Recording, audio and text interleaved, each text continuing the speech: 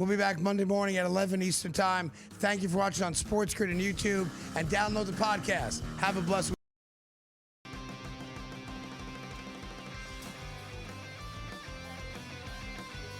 week. Class is in session. Today, let's talk about the teaser.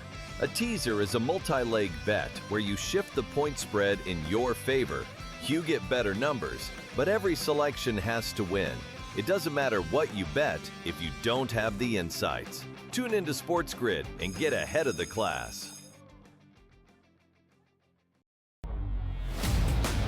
Can USA overtake Canada and get that gold, Joe? Absolutely, they can here. And ultimately, it feels like that is the two-horse race. And I think ultimately, Canadians don't really care if their team competes in the luge or the bobsled, Donnie, or anything else. They just want that gold when it comes to ice hockey. And that is the only thing that's going to matter there. The Early Line, only on SportsGrid. They cheated. No, they're not saying Right? that. Well, they're not, but they're not really giving a reason on Kraft. The only two of the voters I've seen, maybe it's more, came out and said why they didn't vote for him. And they said, I'm limited to 3 votes. Yeah. And I will always pick a player over a coach or an owner. Right. By the way, I appreciate that. Yeah. Because that's the guy saying, I'm not afraid of you knowing who I picked. I'm going to tell you why I picked him. The Craig Carton Show, only on SportsGrid. But I will say, at 4.5 and over, I've been with covers for 20 plus years now. I've been betting for a long time. When it comes to 4 and 4.5 point spreads, if I'm looking at the favorite, I do not lay the points. I go straight to the money line, knowing that it's minus 200. This has been a no man's land for football betting in the NFL, basically since 2015, since they moved the point after touchdown back. In-game live, only on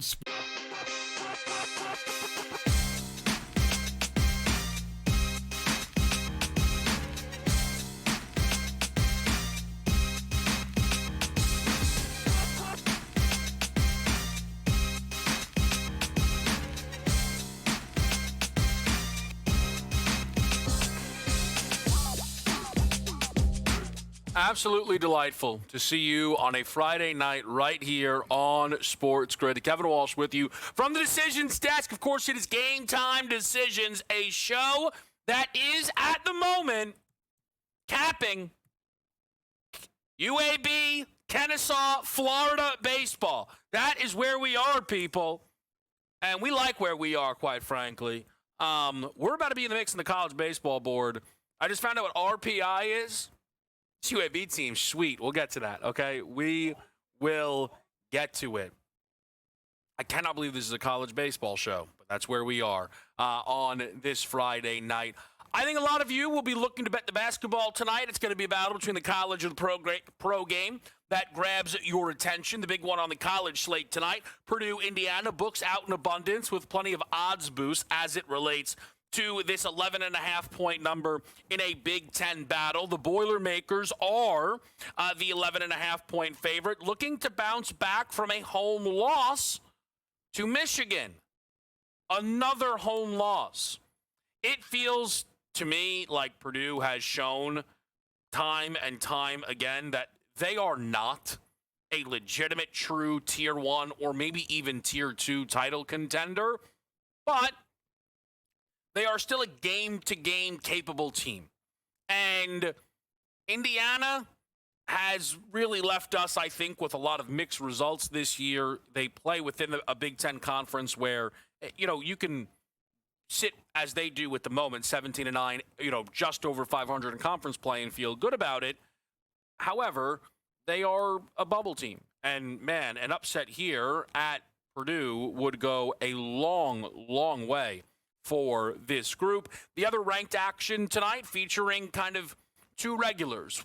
One seemingly holding on more than maybe the other, which isn't really the way this is supposed to go. St. Louis lost for what was just the second time this season in their most recent game. They played Rhode Island in conference and dropped that one due to a poor defensive showing, losing 81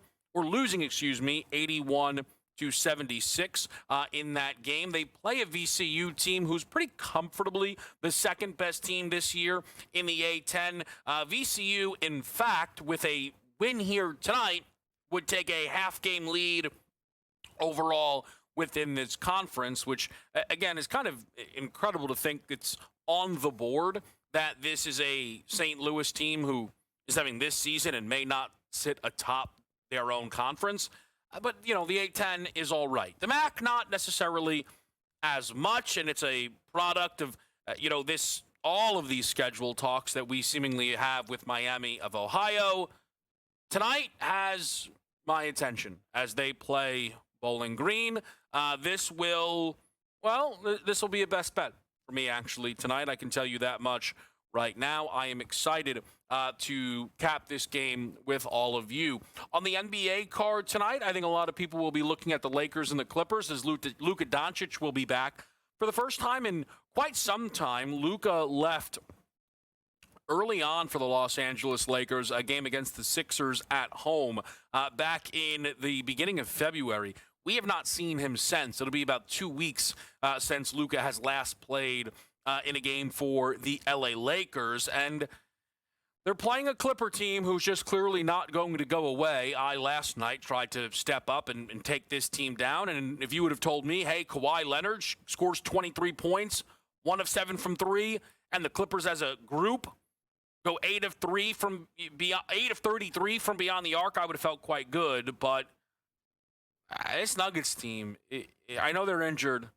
It just doesn't feel right. I feel like a lot of people are telling us everything's okay. The odds keep telling us everything's okay. The fact that this team is as close, if actually closer to OKC in the title market than the third team, they're closer to OKC than the Spurs. I haven't necessarily seen that throughout this season, and we certainly did not see that on display tonight. The wonder for tonight's Lakers-Clippers game is, will LeBron James be in the lineup ultimately for the LA Lakers? He was a late add to the injury report with a knee. I don't know. It's weird. We can chalk it up to the All-Star game in that things are weird after the All-Star game. We think some will be back. Here's a quick thing, actually, that I knew we would talk about, but I probably should mention off the top. Shai Gilgeous-Alexander, we got an update out of Oklahoma City. Not going to be back, certainly tonight, and is going to miss another week, at least, for the Thunder. We talked about the second half storylines to watch earlier this week on Game Time Decisions. One of them was who will win MVP. And not just, hey, this will be fun. It's because, is anyone going to be healthy? Jokic can hardly afford to miss any more time.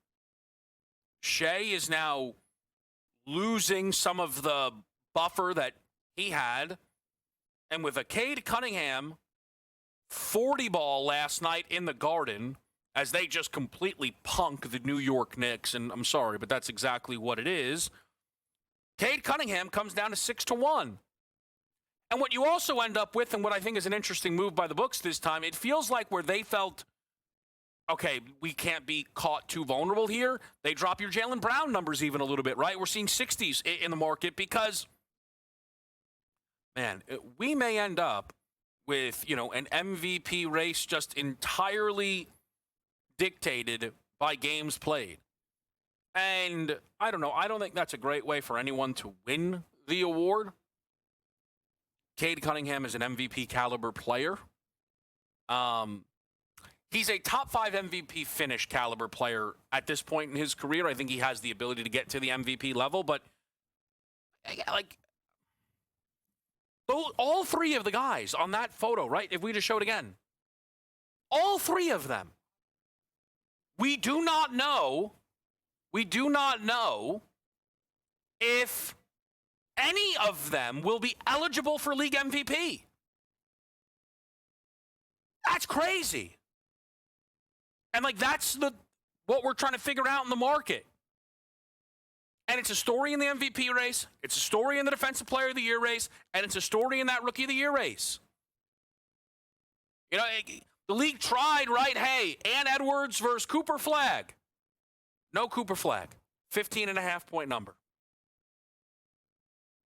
I know Charlotte lost last night, but I don't think Con Knippel didn't. 15, 5-4. Was a +9 in the loss. Played another 30 minutes. Made another 3 threes. His number went the other direction. So award stuff's going to get interesting, man. It really, really is. Another tank off in Washington with the Wizards and the Pacers. We'll see. My gosh, man. My gosh. What, we have this Washington starting lineup yet? I think I might be in it if I'm not careful. I got to keep. I got to be. I mean, who in the? This is going to get ugly tonight. This is going to get. One of the few games I got right last night was Washington. Yeah, I'm not sure the Wizards are going to let themselves go 2-0 out of the break. It's just, I have 2 NBA sides. That's one of those like, hey, maybe I need to add it to my card type of situations. Gold medal game set in the men's Olympics. USA, Canada, as everybody kind of wanted. Not without some drama, though, as Canada was on upset alert. In their matchup earlier, they ultimately get the job done. We will also talk a little NFL win totals. We've kind of been, setting the runway here a little bit for this. We've got a little Friday 5, so we've got plenty to get into tonight. We got a producer play loading, I know, as well. So let's get a mix. It's a Friday on Game Time Decisions. We'll be right back here on SportsGrid.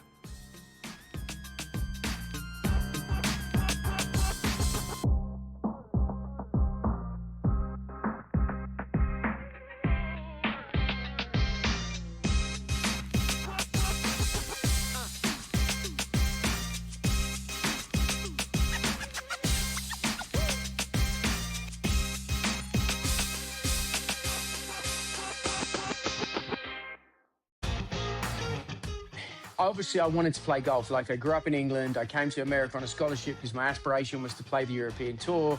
And then once I got to America, it was like the PGA Tour. And I think I'd always had kind of this affinity for, like, the swing and coaching and teaching and tinkering is probably the best way to say it. I'd say that's probably, which is a dangerous road to go, right? The Smiley Show, only on SportsGrid. Expectations were big for this team coming into this season. They've struggled to live up to them.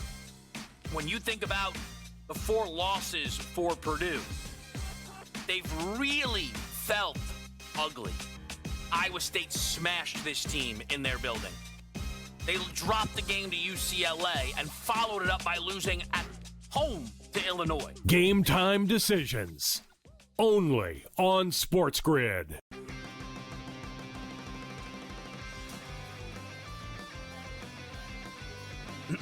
Class is in session. Today, let's talk about the teaser. A teaser is a multi-leg bet where you shift the point spread in your favor. You get better numbers, but every selection has to win. It doesn't matter what you bet if you don't have the insights. Tune into SportsGrid and get ahead of the class.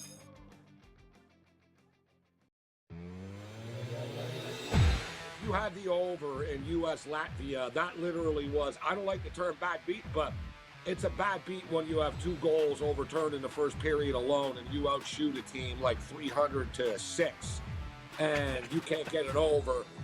You can't get it over 6.5 and the game finishes 5-1. In similar situation with Germany and Denmark. In-game live, only on SportsGrid.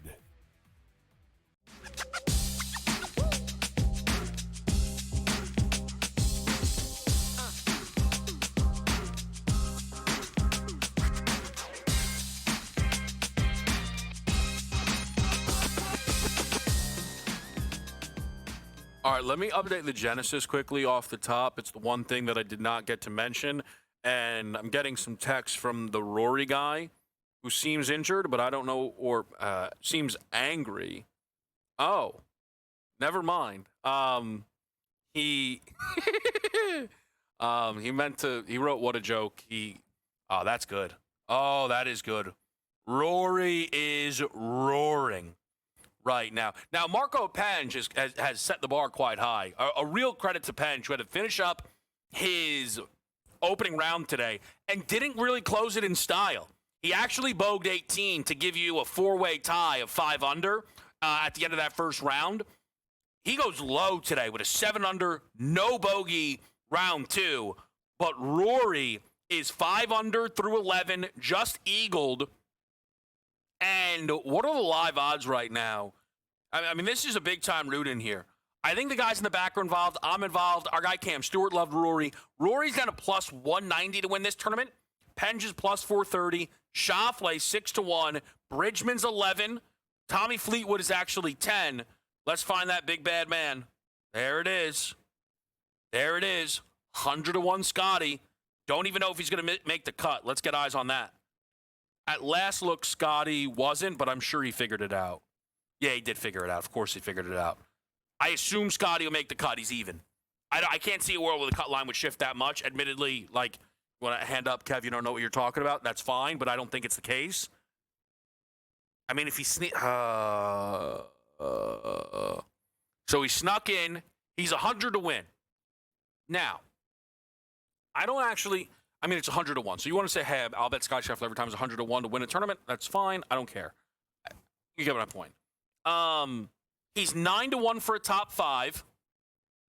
Okay. He is.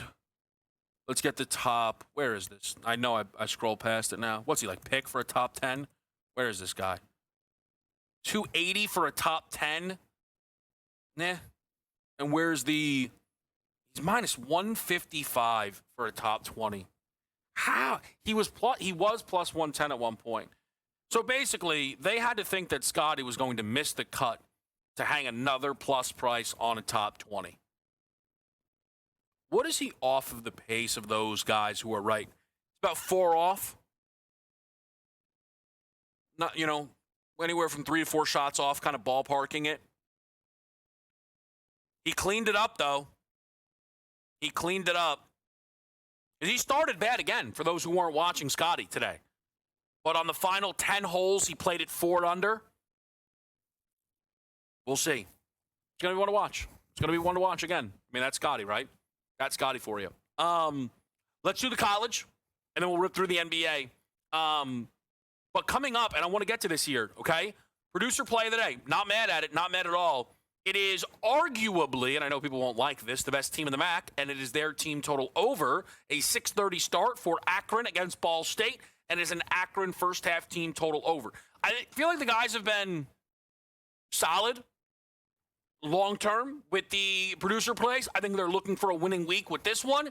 So give them an Akron first-half team total over against Ball State. As far as the top team in the MAC record-wise, Miami of Ohio, tonight feels like the first time in some time where people aren't circling the water. Everyone is waiting for Miami of Ohio to get picked off. And I think that is totally reasonable. I do think some people have bet into some bad numbers with Miami of Ohio. And I do not say this to sound like a smart aleck, okay? But I think it is fair to say that at 3.5 or 2.5 occasionally for Miami of Ohio at UMass, you were not getting best of the number. I think it's fair to wonder for those who bet Ohio a week ago against Miami of Ohio, getting between 7.5 and 8.5, were they actually getting the best of the number? I would tend to think no. Well, Bowling Green at same price, it feels like perhaps some of the guard has been let down, and we now actually can fade Miami of Ohio at a good number. Maybe there is something I am violently missing because I'm betting MAC basketball, and I'm open to that. But this is a pretty simple one for the people tonight. Bowling Green on KenPom ranks as the 143rd best team in the country. They are actually a top 100 defense, basically the only good defense, it feels like, in the MAC on the year. Again, 143rd. Ohio is 223rd. There's a very real gap between those basketball teams, and yet we are getting a number that tells us there is no gap between those teams. And the 8.5 at minus 118 may even, and it is at minus 118, it's totally fine. You can show that number. At minus 118 suggests we may be getting a good one. Let's put the best bets on the board here from the fellas. They are locked in on a night like this. Chris, with that Pacers Mooney line, not mad at that one. Probably the closest thing on the NBA card that I was ready to add that I did not. So, and maybe we'll get some consideration. Maybe I should take a longer look at that price. AJ with a Blazers Mooney line, back-to-back fades of this Denver team. He clipped a good number there. Jamal Murray could miss this game. And I assume Jokic is just going to play every game. Like, Jokic may Cal Ripken it, where he would sacrifice some of the full numbers. Like, I'll give you a good 25 tonight to meet the 65 game minimum. Possible. Yarnelli on the college baseball board is going to go TCU, UCLA under 11 at minus 115. This on its face reads as a high-level matchup early season between right now what would be the number 1 team and the number 7 team. So we will keep eyes on that. I am likely to get involved with this Florida-Kennesaw State game. It's really just speaking to the team here. We like these 6:30 starts. Gives us a little something extra to do on a night like this. We'll get to the NBA board after a quick break. We're live on SportsGrid.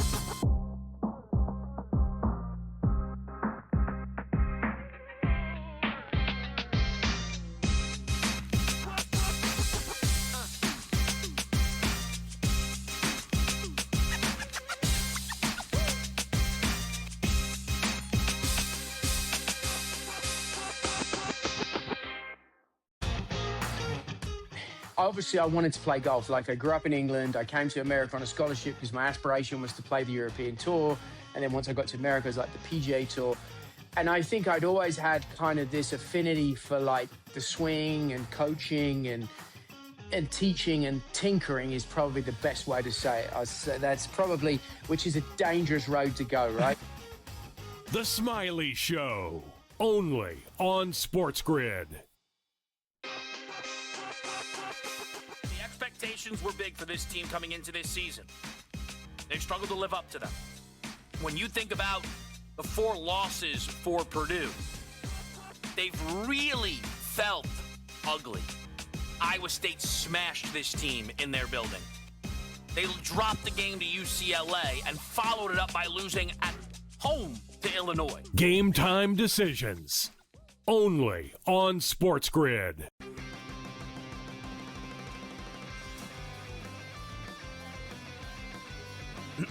Class is in session. Today, let's talk about the teaser. A teaser is a multi-leg bet where you shift the point spread in your favor. You get better numbers, but every selection has to win. It doesn't matter what you bet if you don't have the insights. Tune into SportsGrid and get ahead of the class.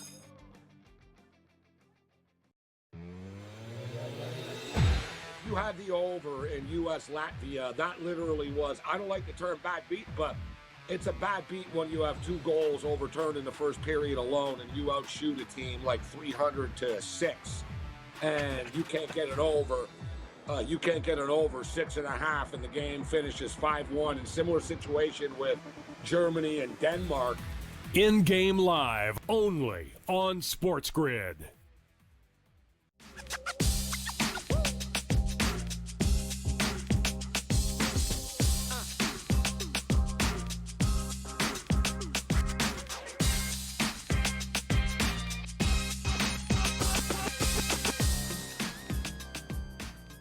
All right, back here on Game Time Decisions, going through this slate tonight. We got a few options here. So for the college hoops, all right, just to set the deck, my favorite bet tonight is actually Bowling Green plus the 8.5 against Miami of Ohio on the road. I did take a piece of the St. Louis team total over at 86.5. I respect this VCU group. They are good. But I think the Billikens off a loss get back to what makes them them, and that is high tempo, high offense, and they try and get it happening on that side of the floor. These teams played earlier this year, booked at a 171.5. We're now getting this number at 164.5. Now, much different numbers, obviously changing location, but I feel good about the St. Louis offense. Purdue and Indiana, I did take the 11.5 with IU. I wasn't sure I was going to play this game, but it was kind of simplified for me when I realized that Indiana caught 8.5 at Illinois. If you know me, it's going to make things pretty simple. Illinois is better than Purdue, 1, and they are, at worst, the same. It means we've overreacted to Indiana's loss to Illinois, and we've overinflated Purdue needs the game. Yeah, okay. Does Purdue need the game? They're not going to win the Big Ten. They're not going to be a 1 seed. So what does that matter? But also, do they need to win the game by 15 or 14 or no? I like Indiana tonight, and I took them plus the 11.5. On the NBA tonight, I will tell you that Lakers-Clippers game had my attention. Overnight, we had 6.5s in market. It actually climbed up to 8.5. Then LeBron was ruled questionable, and it was quite surprising, and it feels like he's not going to play in this game. Now, before LeBron was ruled questionable, as I look through the pretty small sample size, I think what I ultimately felt was about 7 relevant games. You could argue more, but with the minutes that guys have, you could argue less with the amount guys were playing of LeBron, Luka, and Reeves are all on the court, okay? Reeves still produces and can produce at a high level. He's off his minutes restriction. Points prop was 20.5. Points, rebounds, assist prop 29.5. That was quite tempting. The LeBron news comes in. They dropped the number down to 6 and a hook, and I know Reeves went up to 31.5 at the time.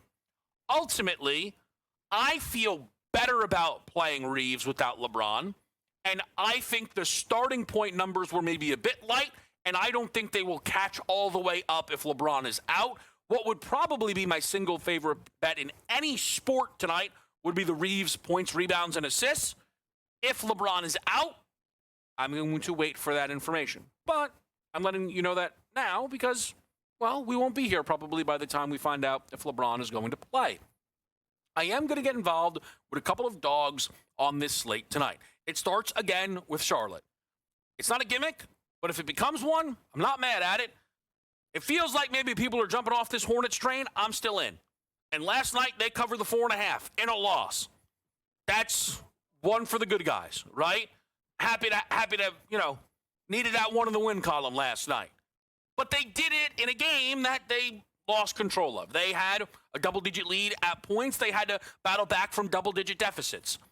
I believe that this Charlotte team, on the second leg of a back-to-back, is set up better than Cleveland is, who's already going to sit Mobley to be careful.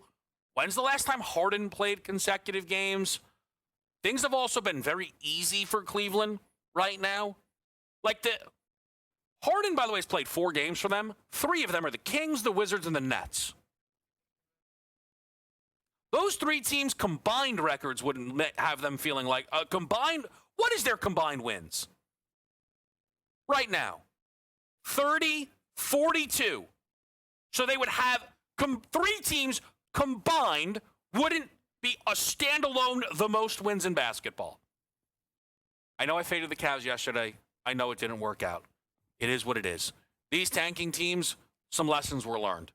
The Kings, oh my gosh. Oh my gosh. Charlotte is not tanking. I'm going to take the 5.5 at home. I think they could win it outright. I think the same thing is true for the Atlanta Hawks. I took them plus 3.5. I certainly think they can win it outright here. Atlanta impressed me yesterday with their victory at Philadelphia, 117-107.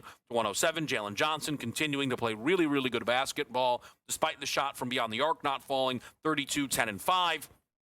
And this is a Heat team who I think is inflated up because, they're not on the second leg of a back-to-back, but it's still a little weird when you're traveling out of the break. So we're going to get involved with Atlanta at plus 3.5 tonight.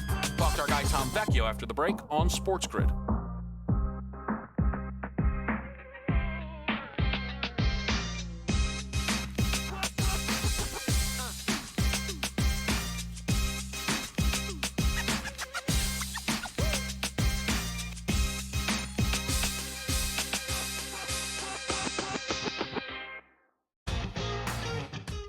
Obviously, I wanted to play golf. Like, I grew up in England. I came to America on a scholarship because my aspiration was to play the European Tour. And then once I got to America, it was like the PGA Tour. And I think I'd always had kind of this affinity for like the swing and coaching and teaching, and tinkering is probably the best way to say it. I'd say that's probably, which is a dangerous road to go, right? The Smiley Show, only on SportsGrid. Expectations were big for this team coming into this season. They've struggled to live up to them. When you think about the 4 losses for Purdue, they've really felt ugly. Iowa State smashed this team in their building. They dropped the game to UCLA and followed it up by losing at home to Illinois. Game time decisions, only on SportsGrid.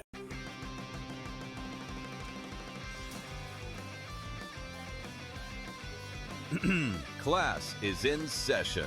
Today, let's talk about the teaser.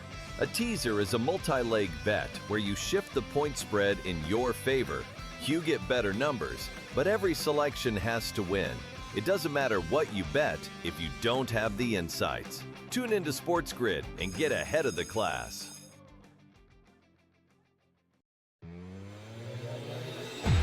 You had the over in U.S. Latvia. That literally was, I don't like the term bad beat, but it's a bad beat when you have 2 goals overturned in the first period alone and you outshoot a team like 300-6, and you can't get it over.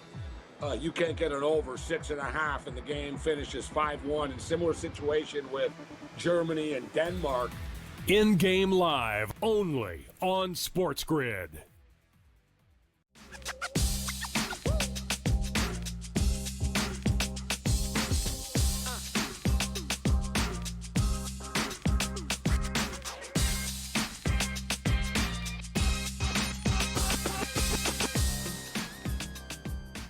Trenton Lyons will start us off for the Kennesaw State Owls. Let you know we're dialed early here on Game Time Decisions. Our guy Tom Vecchio joins the fold here. We talked to Tom about an array of things. I imagine, though, Tom, you have not capped the college baseball card on this Friday night. No, I have not. I am on the Miami Heat money line. I know you just spoke about them in the previous segment. Yep. You know, the points, whatever, it is what it is. I like them on the money line. That's just where I'm going.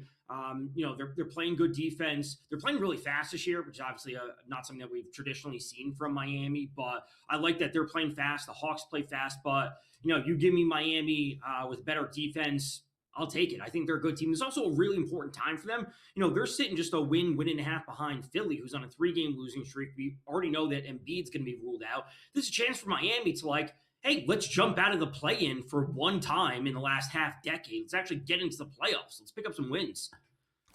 I get it. To be fair, especially out of the break here, I think these will be tough games. You know, yesterday, I kind of accepted I was early fighting for my life to see if I could hopefully go 5-5 on an NBA card where I bet all 10 sides. Look, settled into a 3-7 day. Happens. What I will say, though, is yesterday I took a dog who covered. We had a guest come on, give out the favorites money line. Worked out great. So maybe it happens again. Miami by 1, 2, or 3. And this is an everybody eats kind of situation. That would be absolutely fantastic if it comes in that way. Now, Tom, I do want to ask, though, just because you and I, we like to talk process sometimes, right? I know that you've been loving the Olympics. We're going to get into the Olympics. I know that.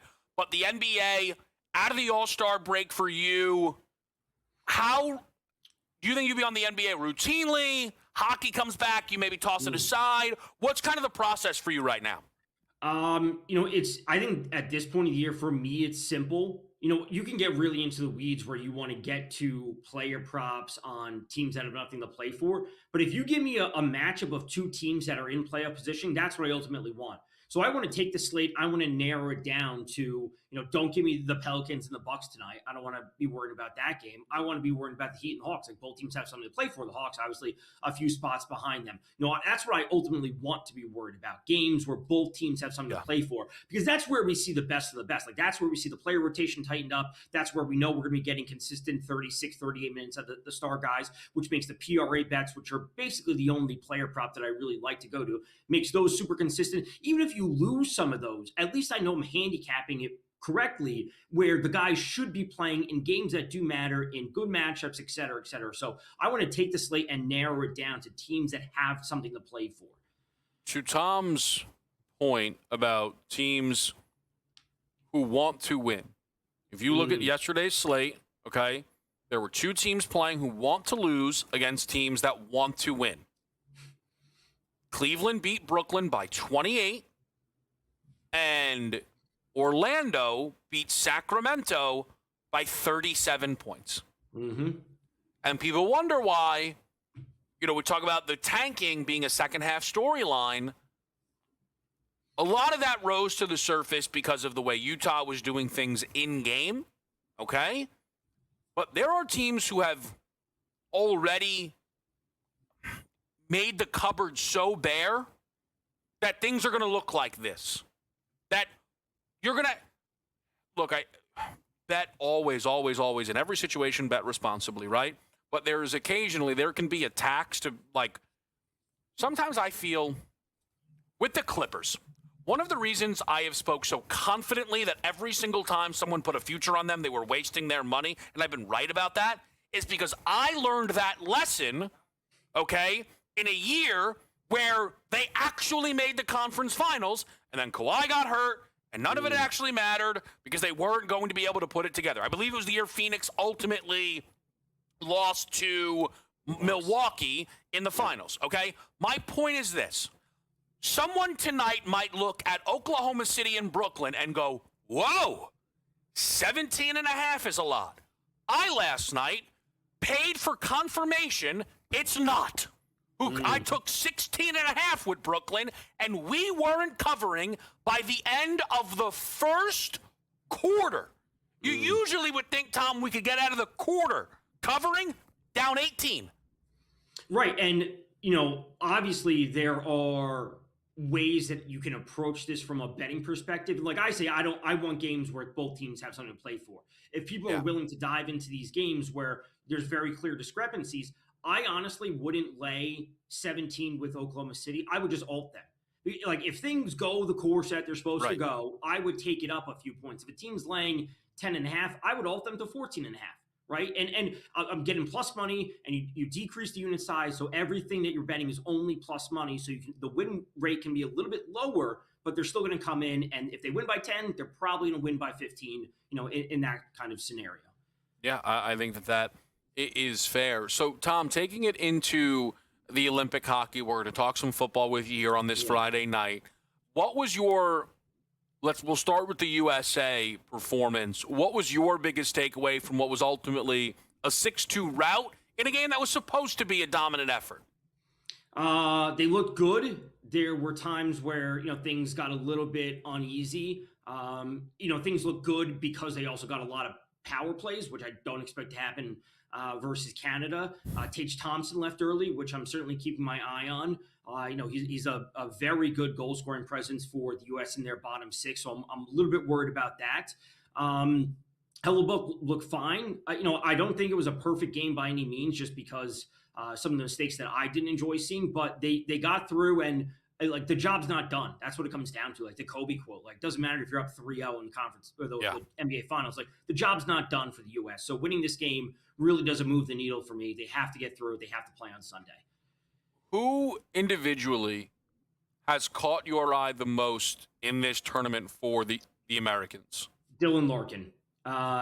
center for the Detroit Red Wings. He's been unbelievable. And, I said this coming in where, it's great to bet on like a Matthews or an Eichel or one of the Kachuk gold props. But when you have a line that's centered by Larkin and he can be alongside Tage Thompson or Kyle Connor or whomever it might be, you have a legitimate 30-plus goal scorer on the third line. And, not many teams could do that. Obviously, not many countries, I could say, do that, except, outside of Canada. But he's been absolutely unbelievable. He deserves all the recognition. And a lot of these players they talk about on the broadcast, they have played dating back to when they were teenagers. So there is chemistry with a lot of these players. Canada, on the other hand, a lot of close hockey in recent games. What have you seen, despite the fact that they've still been able to grab these victories? My mind today immediately went to obviously Sidney Crosby didn't play, which is a huge difference. And then I keep thinking, if Finland was this close, what could they have done if Sasha Barkov was healthy, who's obviously been out for the entire year for the Florida Panthers and got hurt in training camp. But if they were this close against Canada, if Barkov was playing, like, that is a spot that they could have won legitimately. So Finland was good, but it's always the same thing. Like, you can't sit back and just try and defend a lead against Canada. They will wear you down. They have too much skill. You can't play in your defensive end. So when it comes to the U.S., they can take penalties, and they have to keep this game balanced. If they are in their defensive end 60+% of the time, they're going to lose that. It doesn't matter if they're up 2-0, they're up 2-1. The dam will break, and shots will get through. You have to play this. I will ask you what you expect for that game. I have a question that might not matter, but I don't know if you have it. Why is the game at 8:10 in the morning on Sunday? So people have been asking about this. It is solely scheduled there because of the closing ceremonies. It's not going to be at 3 p.m. because it's an Olympic schedule. It's not meant for viewership. They have to get this 3-hour game done. So it's done by 11 a.m. And then with the time difference, they can do a 3-hour closing ceremony, whatever. That's it.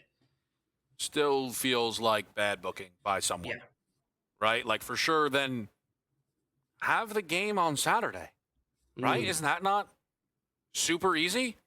Why? Did I just fix that? You're welcome, Milan. What? We'll get more thoughts on the USA-Canada game after the break on SportsGrid.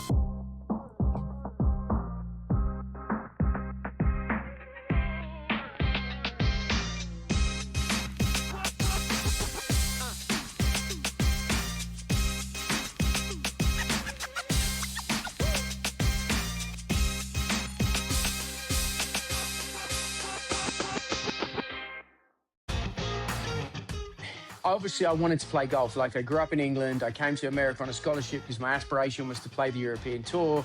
And then once I got to America, it was like the PGA Tour. And I think I'd always had kind of this affinity for, like, the swing and coaching and teaching, and tinkering is probably the best way to say it. I'd say that's probably, which is a dangerous road to go, right? The Smiley Show, only on SportsGrid. Expectations were big for this team coming into this season. They've struggled to live up to them. When you think about the 4 losses for Purdue, they've really felt ugly. Iowa State smashed this team in their building. They dropped the game to UCLA and followed it up by losing at home to Illinois. Game time decisions, only on SportsGrid.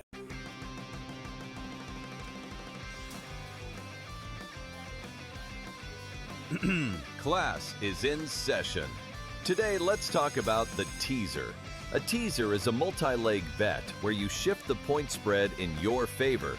You get better numbers, but every selection has to win. It doesn't matter what you bet if you don't have the insights. Tune into SportsGrid and get ahead of the class.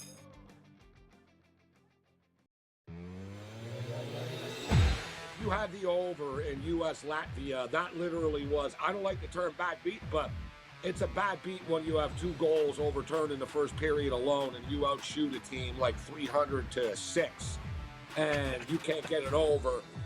You can't get it over 6.5, and the game finishes 5-1. In similar situation with Germany and Denmark. In-game live, only on SportsGrid.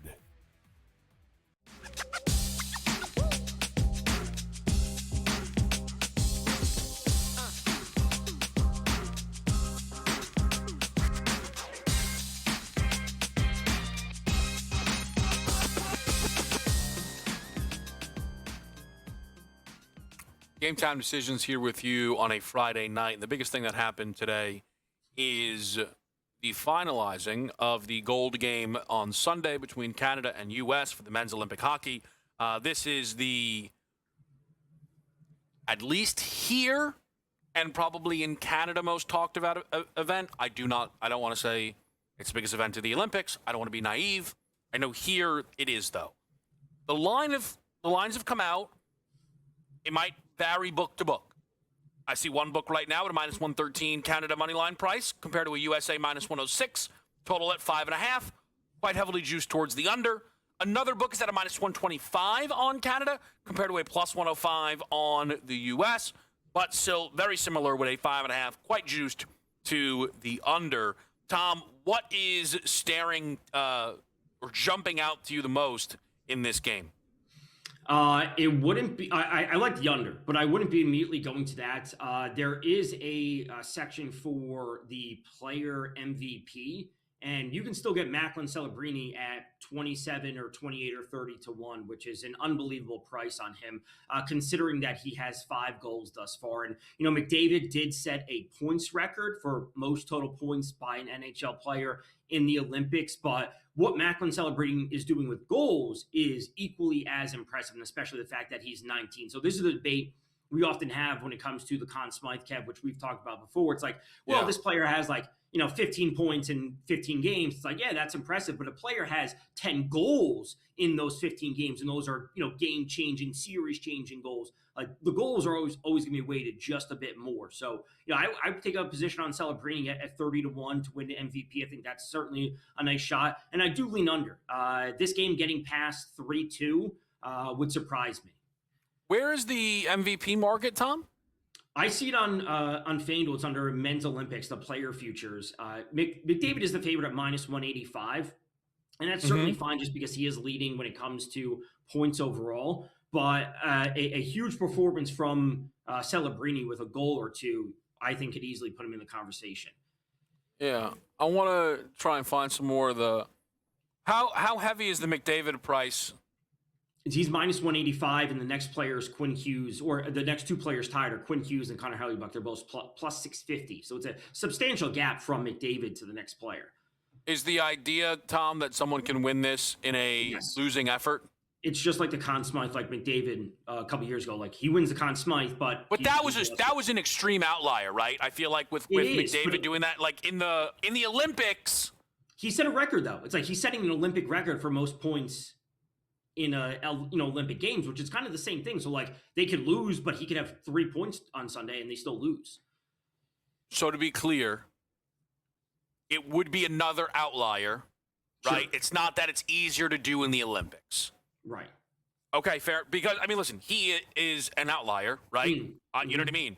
But minus 185 is pretty strong, I would say. I would say minus 185 is pretty... But also, like, he had an 8.5 points prop for the tournament. For the tournament. Yeah. And every time I've seen... I think he has, how many goals does he have? I know he has 11 assists. Yeah, he has. I think it's only the one goal, maybe two, if I remember, whether they trounced France or whatever it was. But still, like Tom said, he set an Olympic record. There's a game to go, right? Like, I mean, he's just. And I've looked back to that 8.5 number. Like, what was I thinking? Why didn't I bet that? And then you realize it's not that it was a bad number as much as he's just Connor McDavid, right? And it's just a completely different ballgame when we're talking about that guy. So, Tom, NFL win totals dropped. Yeah. And I will say this. I think you and I will agree on this. We're not going to bet these today. All right? They would have to give us, some lofty profit boosts. But it doesn't mean we can't circle up numbers that speak to us. Right. And just give me an idea, how much have you looked into the win totals that have dropped over on DraftKings? So I looked at them all. I'm not going to say I'm going to go like diving deep into team by team without free agency, without the draft, without schedule. Like, we know the opponents, we just don't know the schedule. The one that did jump out to me would be the Raiders at 5.5. And I know, if I remember correctly, you are very high on the Raiders, presumably them drafting Mendoza.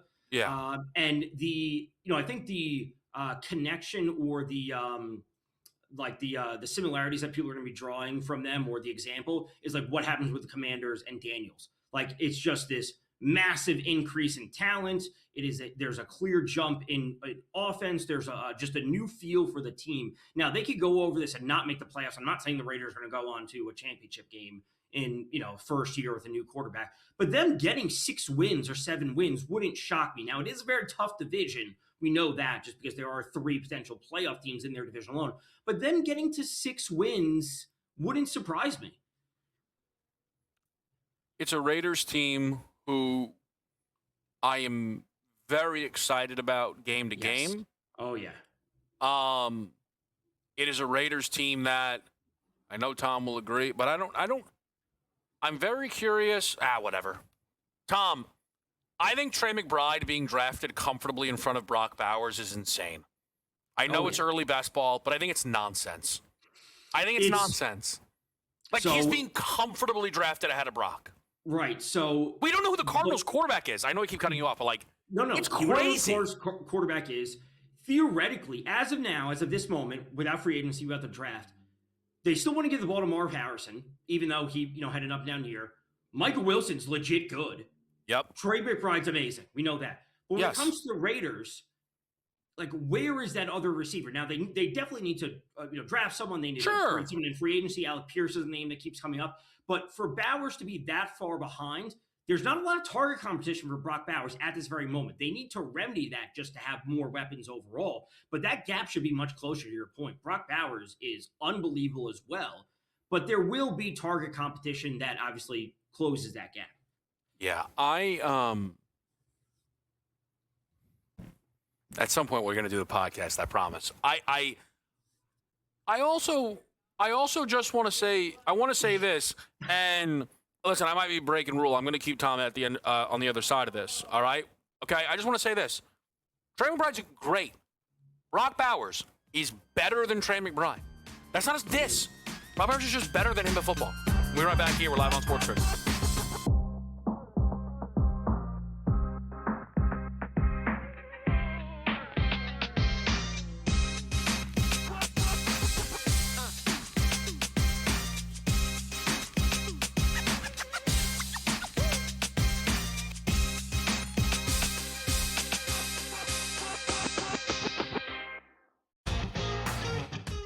Obviously, I wanted to play golf. Like, I grew up in England. I came to America on a scholarship because my aspiration was to play the European Tour.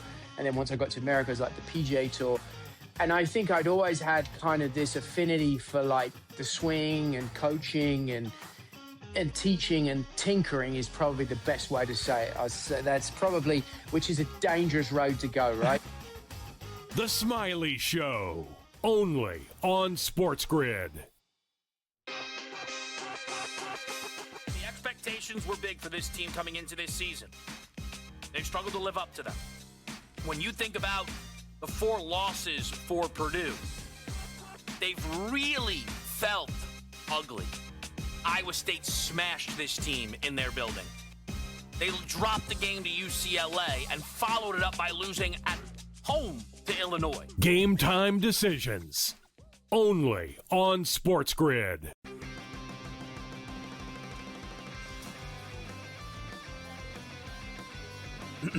Class is in session. Today, let's talk about the teaser. A teaser is a multi-leg bet where you shift the point spread in your favor. You get better numbers, but every selection has to win. It doesn't matter what you bet if you don't have the insights. Tune into SportsGrid and get ahead of the class.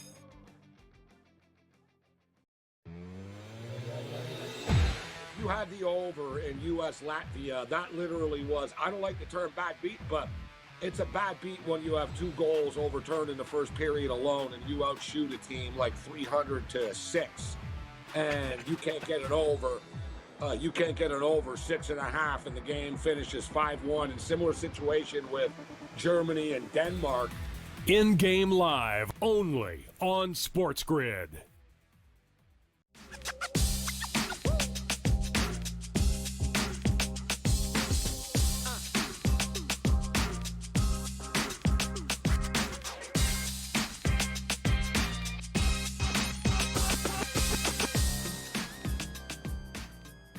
Game Time Decisions live on a SportsGrid Friday night. Great to be with you here. We've got Tom Vecchio in the mix helping us out. Tom, I'm going to go through 5 NFL win totals.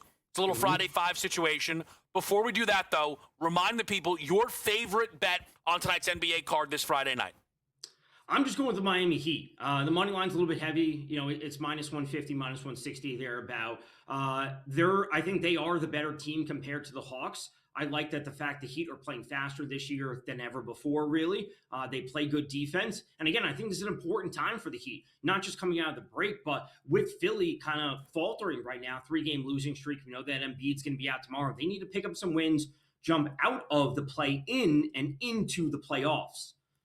All right, fair enough there. I am on the other side, but I did take the 3.5. So Miami by 1, 2, or 3, because, again, and I will bring his name up every time something like this comes up.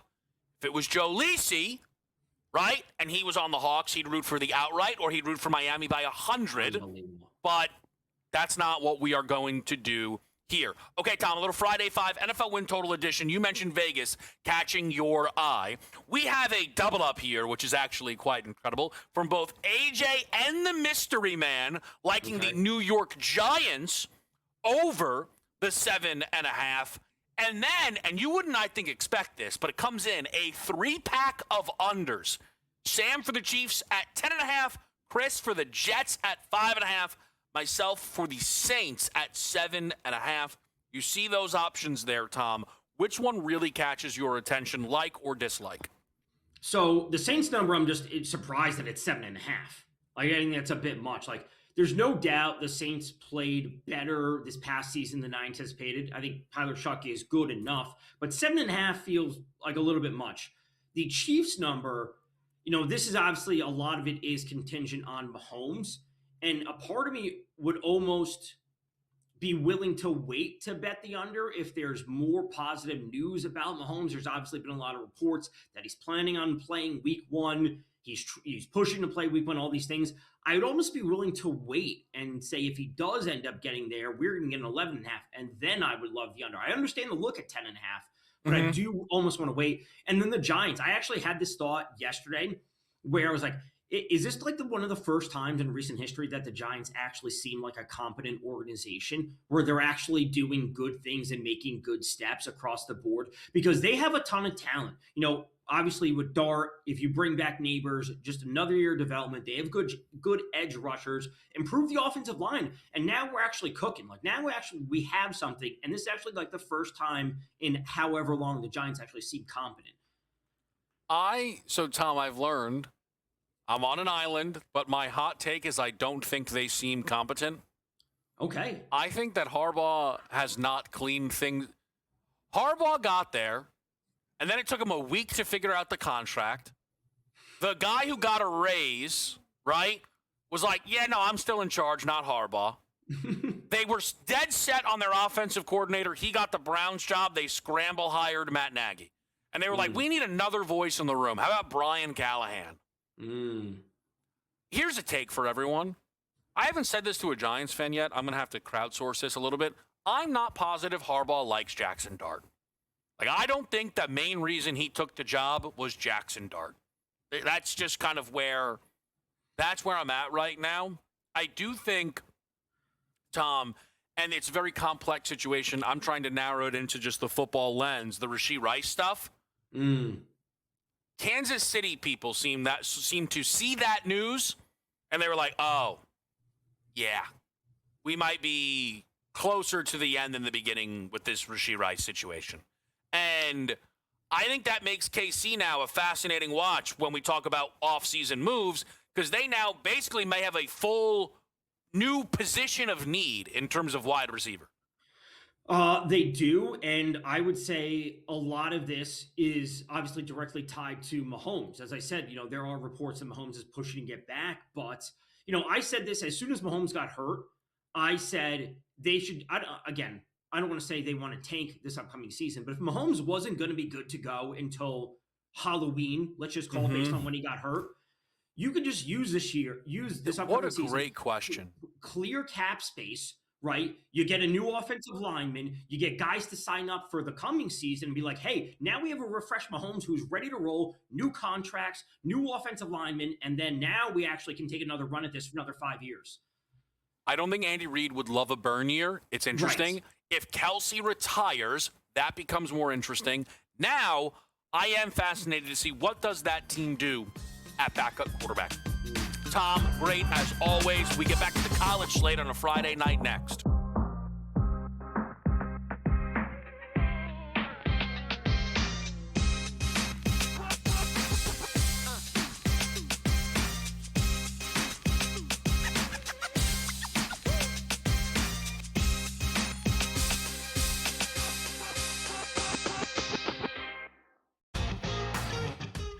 Obviously, I wanted to play golf. Like, I grew up in England. I came to America on a scholarship because my aspiration was to play the European Tour.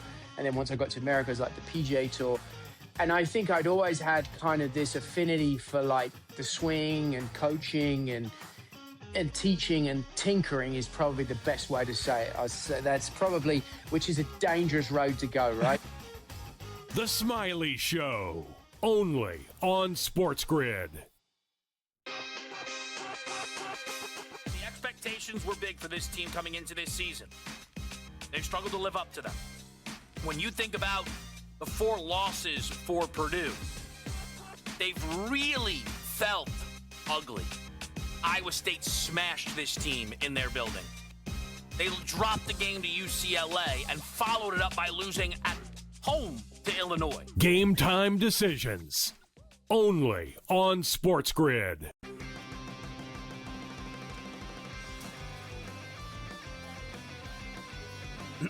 Class is in session.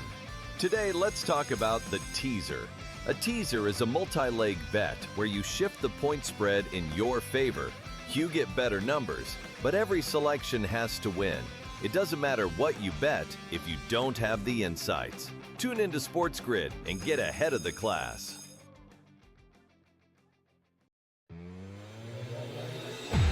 You had the over in U.S. Latvia. That literally was, I don't like the term bad beat, but it's a bad beat when you have 2 goals overturned in the first period alone and you outshoot a team like 300-6, and you can't get it over. You can't get it over 6.5, and the game finishes 5-1. In similar situation with Germany and Denmark. In-game live, only on SportsGrid.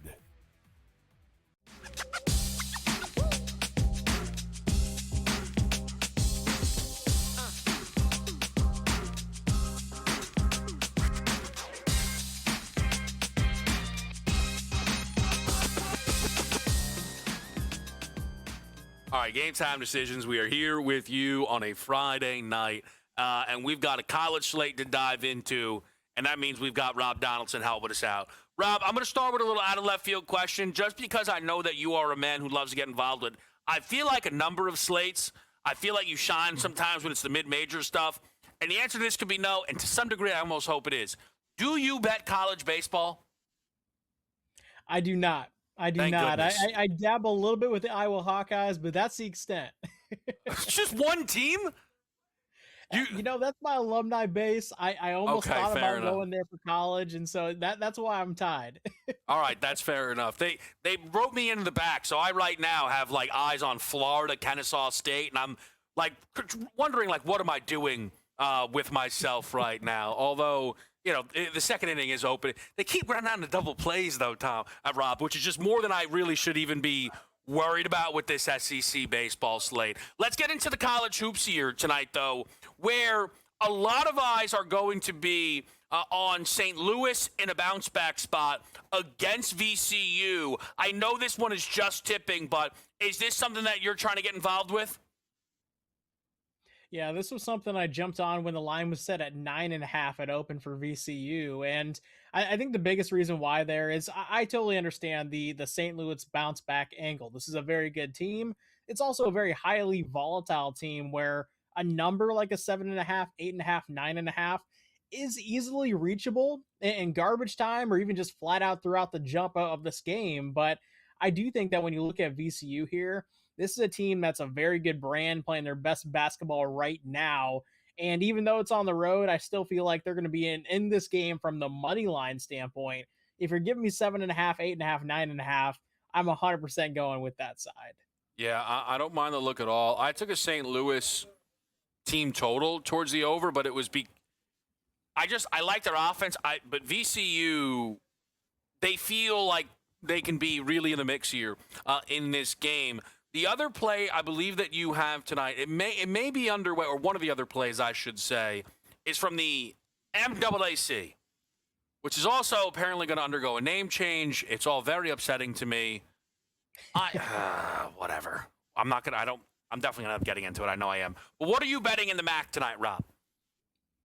If we're talking, I have a bet in the MAC and I have the bet in the MAAC, to your point. And the one in the MAAC, it's an ugly, ugly matchup. I wouldn't advise having even eyes on this game unless you're betting it. It's Ryder and Canisius. It's just two of these teams at the bottom of the MAAC, which is already one of those leagues that really only shines on Sundays and Fridays. Yeah. And from that standpoint, I am taking a shot with Ryder, kind of speaking to, playing their best ball. They started off the season terrible, and heck, they're still in that kind of the terrible department when you're talking about the wins and losses. But in terms of actually their game-to-game performance, they've been playing better over the past month. And when you look at Canisius, it's the exact opposite, where they've been bad from the jump, and they've just been playing bad ever since. And I think from that standpoint, you're looking at this line as it being just a straight pick 'em. This is 100% where you buy in on kind of the brand of Ryder and just take a shot in the dark almost on a team that is playing their best ball against a really bad team in this game. So just quickly, because I said I wasn't gonna, and I'm gonna. The MAC, so you mentioned your alumni base. I went to Iona. I love the MAC, okay? And they put out a video, and they're like, we're going to change our names. That is getting big dogged. We just got patted on the head by the MAC, and we're going to change our name. And I hate it, and it's embarrassing, and it stinks. And none of this is relevant to any of these games. Like, Rob is giving you relevant. I'm not, but I'm annoyed. And you know what? Got the little mic here, so I'm allowed to talk about it. And I cannot believe that we're tapping out on being the MAC. Just whatever. It is what it is. Yep. So now I can't even not. The real MAC. Unbelievable. Miami of Ohio, Bowling Green, Rob. I like where you're looking in this game. I tend to agree with you. And you know what? I'm right there with you for what it's worth on the MAAC. That shouldn't be ever changing. I believe in being traditional, and who knows? Who knows what's thinking where on the corporate ladder, but they're making the wrong call. But yeah, to your point in this game, when we're looking at the MAC, the MAC here with Miami of Ohio and Bowling Green, I think this is becoming just one of those almost like guaranteed plays where you take a shot on the other side of the Miami of Ohio spread in particular, because when you're this kind of notoriety heavy in a mid-major league, when you're undefeated, when you're running through a lot of teams in consecutive order, all of a sudden you're kind of laying that inflation when it comes to actually the spread line in games. And Bowling Green, they're a really good team under Todd Simon. I really do believe if there is a sneaky team to win the MAC conference tournament, it might actually be this team in Bowling Green. Yeah. And from this standpoint, do I think that they win this thing outright? Maybe, maybe not. I think that's more of a game than a lot of people think. But with 8.5 points on my side, I 100% like the Falcons in this matchup. Yeah, I agree with you totally. One of the things that I think has been really interesting with the Miami of Ohio games, Rob, you're right, is we're probably paying an inflated number due to the record. But I think there's been a couple of occasions where the big money comes in of like, they're not that good and they're going to lose. And people have had to bet into bad numbers, even if they are sharp bets, right side, closing, all of that. And to me, the main example is Miami of Ohio a week ago hosted Ohio at this number. Bowling Green is much better than that Ohio team. It feels like to me, Rob, and why I'm very excited about betting Bowling Green, is it almost feels like some of the we're going to catch this Miami of Ohio team group. I feel like they tapped out. Like, you know what? Fine. They can just go unbeaten. I'm done with this. I'm done betting against this team. And I feel like tonight, I think they could lose this game. I really, really believe they might lose this game. Yeah, we saw this on an even higher scale with Nebraska early on this season, where after the Michigan game where they narrowly lost and Michigan was laying like 9.5, 10.5 in that game. Well, then after that, everybody's like, all right, well, I'm giving up on fading Nebraska. This team is legit. And I still think they're very good. But since that game, they're covering it like a 10% clip. And I feel like that's the case for a lot of these types of teams who are just a wagon, both from a win standpoint and a covering against a spread standpoint. Eventually, Vegas is going to try to even out that sort of, that wagon or that side when they're against the spread performance. Is that really like that strong? And I think this is the perfect ultimate type of play to go ahead and say, hey, we're selling on that inflation. Yeah. Let's take the points against a team that really isn't on the top of the conference hierarchy in Bowling Green. Rob, before we let you get out of here, and I really appreciate it, I know that you jump into slates early. A number that has been out days in advance, and it's kind of moved a little bit, right, is Duke, Michigan, just the size of this game. Maybe you won't end up betting it, right? But if you do end up on a side or maybe even a total, anything going to, watching with that one? 100%. I look at Michigan and I think there's nobody really playing at their level when they're at their peak, and they're at their peak against the best teams in the sport. And I think, physicality wise, I think Duke actually is probably one of the better matchups that Michigan has had in terms of kind of matching that direction of the ball game. But if we see the Michigan team that came out on fire inside Mackey against Purdue, that's just one of those untouchable teams in the sport that may just be on kind of that generational UConn type run, 2 years prior. And so I feel like when you're looking at this game, it is a little bit daunting laying that 2 in the hook. And that's the line that we're given in this type of matchup. But I say you go ahead and do it and just trust that Michigan can go out there and even win this game by 8 or 9. Yeah, it's really interesting. They opened, and I don't know what the limits were on FanDuel, but they did open that look ahead number before the Purdue game. I think it was pick, minus 113 each direction. And it's since been moved to 2.5, which is going to be notable, right? In a game of this magnitude, it's going to be fun to follow. Rob Down, we appreciate it, man. Great stuff as always. Best of luck on the college board tonight. We go to the NBA after a break here on Game Time Decisions.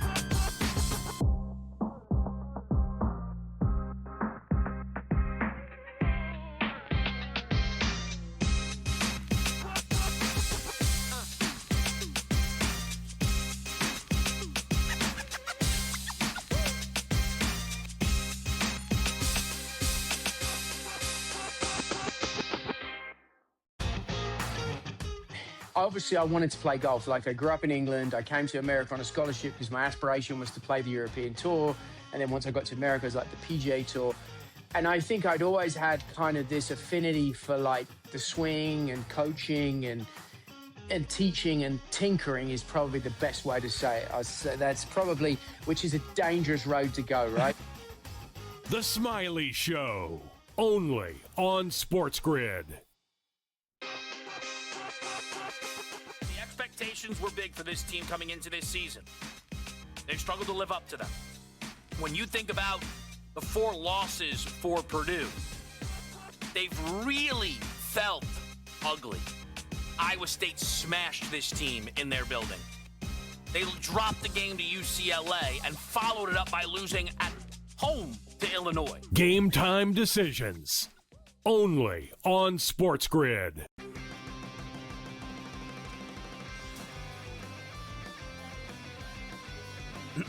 Class is in session. Today, let's talk about the teaser. A teaser is a multi-leg bet where you shift the point spread in your favor. You get better numbers, but every selection has to win. It doesn't matter what you bet if you don't have the insights. Tune into SportsGrid and get ahead of the class.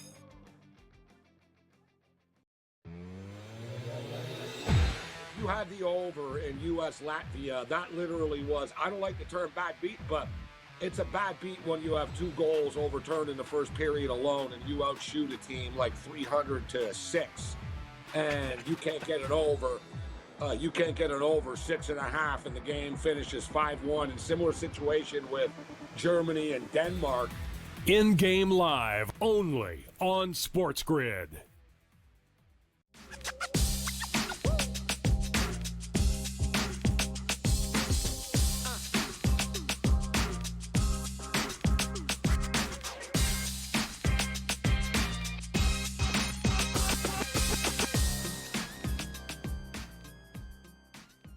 All right, back in the mix with us here on Game Time Decisions. It's our guy SPJ. You can find his work over at the Betting News Network, man. They did excellent stuff over there in San Fran with the Super Bowl. SPJ, it's great to talk to you.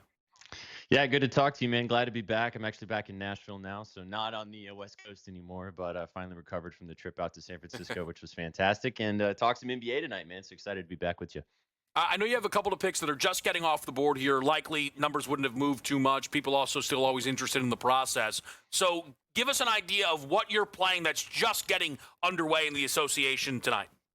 Now, I know that everybody and their mother tonight wants to bet the toilet bowl between the Indiana Pacers and the Washington Wizards, but we're going to talk about that game first. Obviously, these two teams played last night, obviously in some conversations about the tanking and what we're talking about the NBA right now, but I have a trend for you in this game that I want to read off to you, and this is about the Wizards in back-to-back situations. As I said, they just played last night. The Washington Wizards, Kevin, are 1-41 straight up in back-to-back games since 2023. 1-41 straight up. My gosh. 14 straight games they have also lost in that stretch. This team is terrible on back-to-backs. Now, I don't usually like leaning into these types of stats. I don't usually like leaning into these types of trends. But if you're going to give me a trend from 2023 and 1-41 straight up, I can't ignore it. Give me the Pacers plus the points. You can take the money line if you want to. I'm not exactly sure what that live line is, as this game did just tip off like you just mentioned. But yeah. 1-41, give it to me. I know that the Washington Wizards also are in a situation right now where they do have a lot of young talent. This is a better team on paper in comparison to the Indiana Pacers. No Andrew Nembhard tonight as well, but again, 1-41, give it to me. So I'm on the Pacers plus the points. You can look at that live line and see what you can find out there right now. And then Hornets Cavs just getting underway here as well. Charlotte is a side that I played at the plus 5.5. There was a prop that caught your eye in this one? I love that side. I think that this Hornets team is still getting undervalued in the market. A very exciting team to watch. LaMelo Ball, Con Knipple, obviously Brandon Miller there too. So just a fun squad to be on that side of. A guy that I feel, our team, you can feel good about taking the points. However, I'm going with the other side, a new face in Cleveland. Give me the beard. Give me James Harden over 12.5. I got 12.5 earlier today on his rebounds and assists line. He looks like he's fit in just nicely next to Donovan Mitchell in that guard rotation. And this is a line that I just think is a little bit too low. I know that they're probably still trying to figuring out how to kind of assess how he's going to fit next to Mitchell, another ball dominant player. But the 12.5 rebounds and assists just hit this line last night on a back-to-back against the Brooklyn Nets, even a blowout situation. The double-double at plus 175 when I was looking at it earlier too just felt too low. However, I do lean with you, man. I think that the Hornets are the right side here. This team is frisky. They're fun to watch, and they might be somebody that sneaks into the playoffs when we get into that situation a little bit later in the season. So should be a good one tonight. It's crazy to say that the Charlotte Hornets might be playing some fun basketball that's worth watching in the NBA right now, but they have been really good. But yeah, give me Harden. Give me the beard in this situation. Yeah, they really have been on fire, man. It's been impressive. Let's move over to this matchup between the Hawks and the Heat here. I think Atlanta's live in this game. The 3.5s look gone, maybe more 2.5s now in the market. What do you like in Atlanta, Miami? Could be the game of the night from just if you like watching points, highest total on the board, like you mentioned as well. Two teams that I've liked betting a lot this season. Tyler Hero returning for the Miami Heat after his absence, after kind of missing some time throughout the season. Very interested to see how he fits in with this Miami Heat lineup tonight. However, I'm going to the other side. Kevin, man, hot Atlanta. On a Friday night, there might be some baddies on the court, on the sidelines. These guys like to get up and play a little ball in the ATL Heat tonight, and I'm taking the best player on this team tonight. Give me Jalen Johnson over 42.5 points, rebounds, and assists. Another back-to-back situation. It took his RA yesterday, didn't quite get over the line, and I was kicking myself a little bit because he scored 32 points. He has turned into, since Trae Young's departure from this team, the superstar player on this team. He is the ball-dominant player. He is going to have the ball in his hands. He's been scoring like crazy. He's obviously still live to also have a triple-double with various triple-doubles throughout the season. So I wanted to take a little bit of everything in the stock department. Give me their points, rebounds, and assists, 42.5. And, of course, I did sprinkle in the triple-double, too, if you're feeling frisky. This Miami defense, yes, on paper looks decent sometimes, but bottom 10 in most statistical categories, especially in points and rebounds allowed, and I think that Jalen Johnson can get the job done on a Friday night in Atlanta. SPJ, as you and I do this a little bit more often, I feel like there's a guy in Portland tonight who kind of, fits your description, right? A guy to Maybe not everybody knows, but if you know, you know, and he's capable of some big performances here. It's the UConn big man who's starting to figure this thing out a little bit in Portland. It's Donovan Clingan. I am a movie guy. I don't know if you like movies or not, but tonight in Portland, we get a chance to watch the Joker versus King Kong, baby. We get to see some fun stuff in Portland tonight. And as you mentioned, Donovan Clingan, maybe not a household name to a lot of NBA heads out there, but if you've been watching this Portland team, he's finally, as you mentioned, starting to figure it out on the NBA level. 7'2", always had the big body coming out of UConn. And over the last 20 to 25 games for this Portland team, playing starter minutes, 25 to 30 minutes in this lineup. As you mentioned, I think maybe Thiago Splitter's kind of helping him out here, being a big man himself when he used to play in the NBA, helping with that footwork, just looking a little bit more comfortable in this lineup and in this rotation. And Nikola Jokic is a fantastic player, an MVP player, obviously. But the one thing that Jokic does struggle with is big-bodied centers. Anybody 7 foot and above, he usually struggles with, especially in the rebounding department. So I went with Donovan Clingan's 13.5 RA. Facilitating is not really necessarily his bread and butter, but in this lineup and in this rotation, with Denny Advia returning, with Drew Holiday back in the lineup too, as well. No Shaedon Sharpe tonight for the Portland Trailblazers. However, I think he's going to have a couple of opportunities to facilitate too. But as you mentioned, with that big body down low, playing against Jokic, I just think that the RA is too low at 13.5. You can take the PRA if you want to. He's been scoring a lot. Nice touch around the rim. But yeah, as you said, a household name that maybe not a lot of people know. Obviously, all the college basketball fans out there are going to know King Kong for sure. But yeah, give me the 13.5 RA. I think he has a chance to have a good game tonight against Jokic and company. All right, SPJ, we only got about 30 seconds left here, but I want to get this one in for the people. Benedict Mathurin made a huge splash for the Clips last night. You think it continues? I do, man. It's always tough taking a guy off a huge performance in a back-to-back situation, but Benedict Mathurin over 17.5 points. This line just feels too low. Eggs Benedict, man. He wants to get out there. He wants to play against the Lakers. LeBron James might be questionable tonight, so that kind of could maybe shake up the Lakers lineup a little bit. Not been great defensively all season long. Buying the good news. New team wants to continue to make a good impression off a great game last night. I think that we see that continue as well. The other thing about Benedict Mathurin, too, big body, got to the line 13 times last night. I think that he can also take advantage of the Lakers tonight. SPJ, awesome as always, man. Let's update the live board after the break on SportsGrid.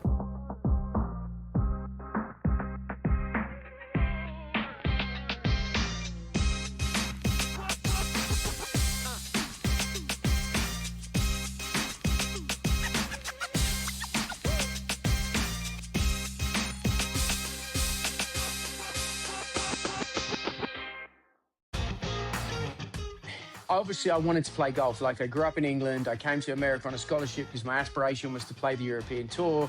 And then once I got to America, it was like the PGA Tour. And I think I'd always had kind of this affinity for, like, the swing and coaching and teaching and tinkering is probably the best way to say it. I'd say that's probably, which is a dangerous road to go, right? The Smiley Show, only on SportsGrid.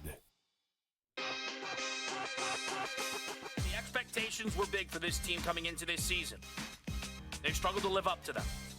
When you think about the 4 losses for Purdue, they've really felt ugly. Iowa State smashed this team in their building. They dropped the game to UCLA and followed it up by losing at home to Illinois. Game time decisions, only on SportsGrid.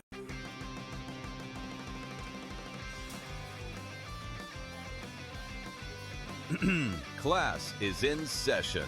Today, let's talk about the teaser. A teaser is a multi-leg bet where you shift the point spread in your favor.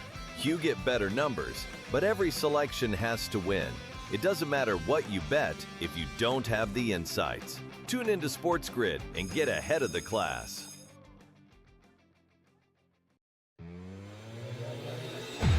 You had the over in U.S. Latvia. That literally was, I don't like the term bad beat, but it's a bad beat when you have 2 goals overturned in the first period alone and you outshoot a team like 300-6 and you can't get it over.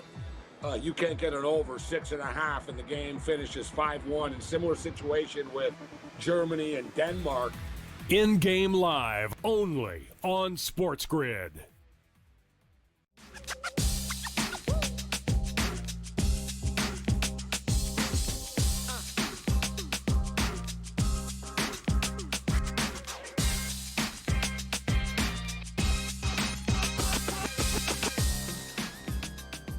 All right, here with you on Sports Grid, Game Time Decisions. Just kind of catching our bearings here. Fellas got one for the good guys, as they like to say.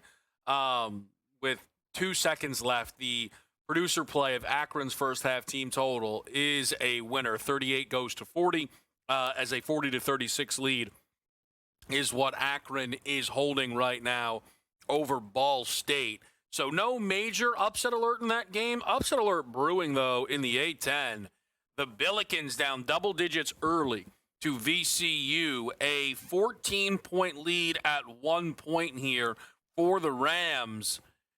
Their scoring shoes are on in this one. St. Louis is going to have to get it going offensively. They've yet to hit a 3. 0 for 7 right now in this basketball game. Certainly doesn't bode well for the team total. It's early, but, obviously not a roaring start. Good start here for the Pacers, up 17-11 on Washington. It was a little bit better than that, 1.17 to 6, but still a decent little lead. Back and forth they go, Utah-Memphis in a #WhoCares Bowl. And then the Cavs right now do trail Charlotte, which we like to see, 17-14. The Hornets right now have it going on. Con can nipple with 3 early ones, but leading all scorers. Jared Allen, there goes that man, just doing the thing. It's what he does right now for this club. Updates on the college baseball. I mean, how could you not? It's 3-0 Florida. Runners on the corners with 2 outs. We'd love it. We'd love a little more here. Put one into the seats. We've chased the starter out for Kennesaw. The starter for Florida has looked brilliant in this game, which is more information than I really should have on how the starter for Florida looks, but it's true.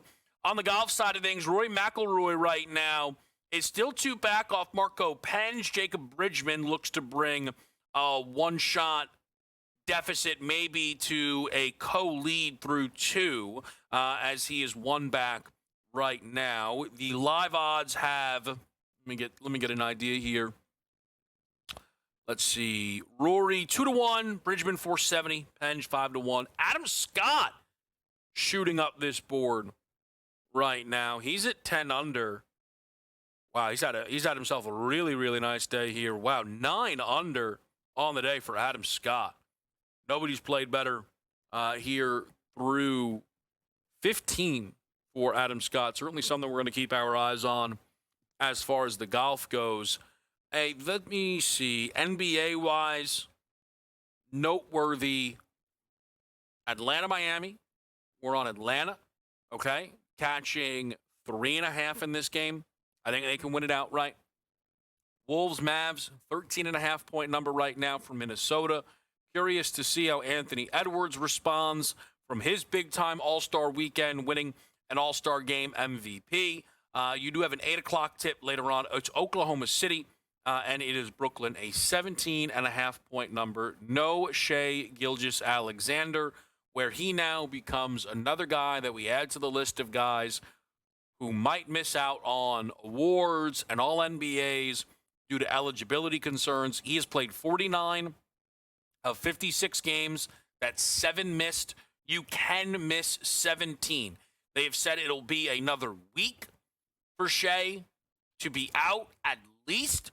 So that would put us a week from tonight at home against Denver. That means 4 more are going to be missed here for Shai Gilgeous-Alexander. That would give him just 6 more missable if he returns.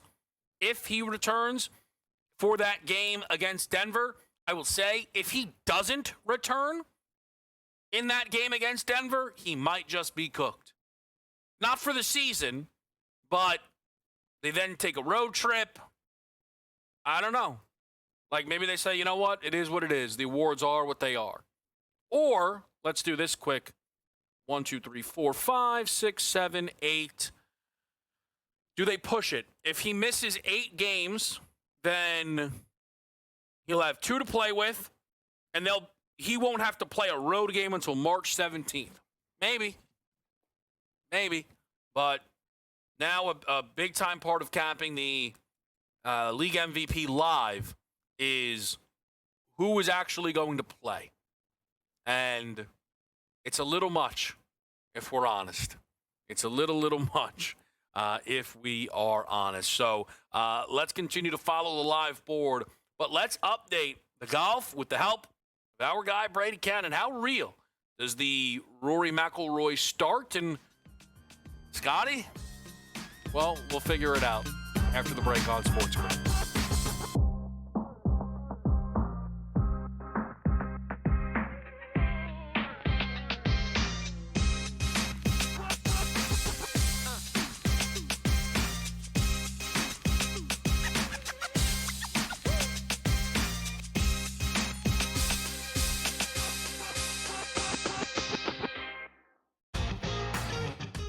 Obviously, I wanted to play golf. Like, I grew up in England. I came to America on a scholarship because my aspiration was to play the European Tour. And then once I got to America, it was like the PGA Tour.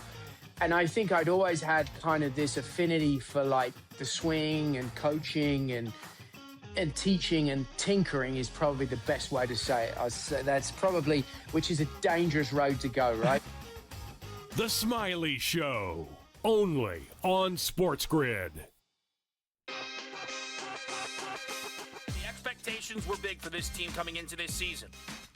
They've struggled to live up to them. When you think about the 4 losses for Purdue, they've really felt ugly. Iowa State smashed this team in their building.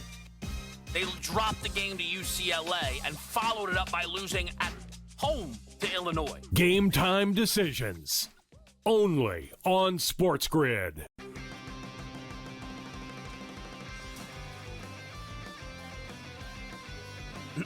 Class is in session. Today, let's talk about the teaser. A teaser is a multi-leg bet where you shift the point spread in your favor. You get better numbers, but every selection has to win. It doesn't matter what you bet if you don't have the insights. Tune into SportsGrid and get ahead of the class.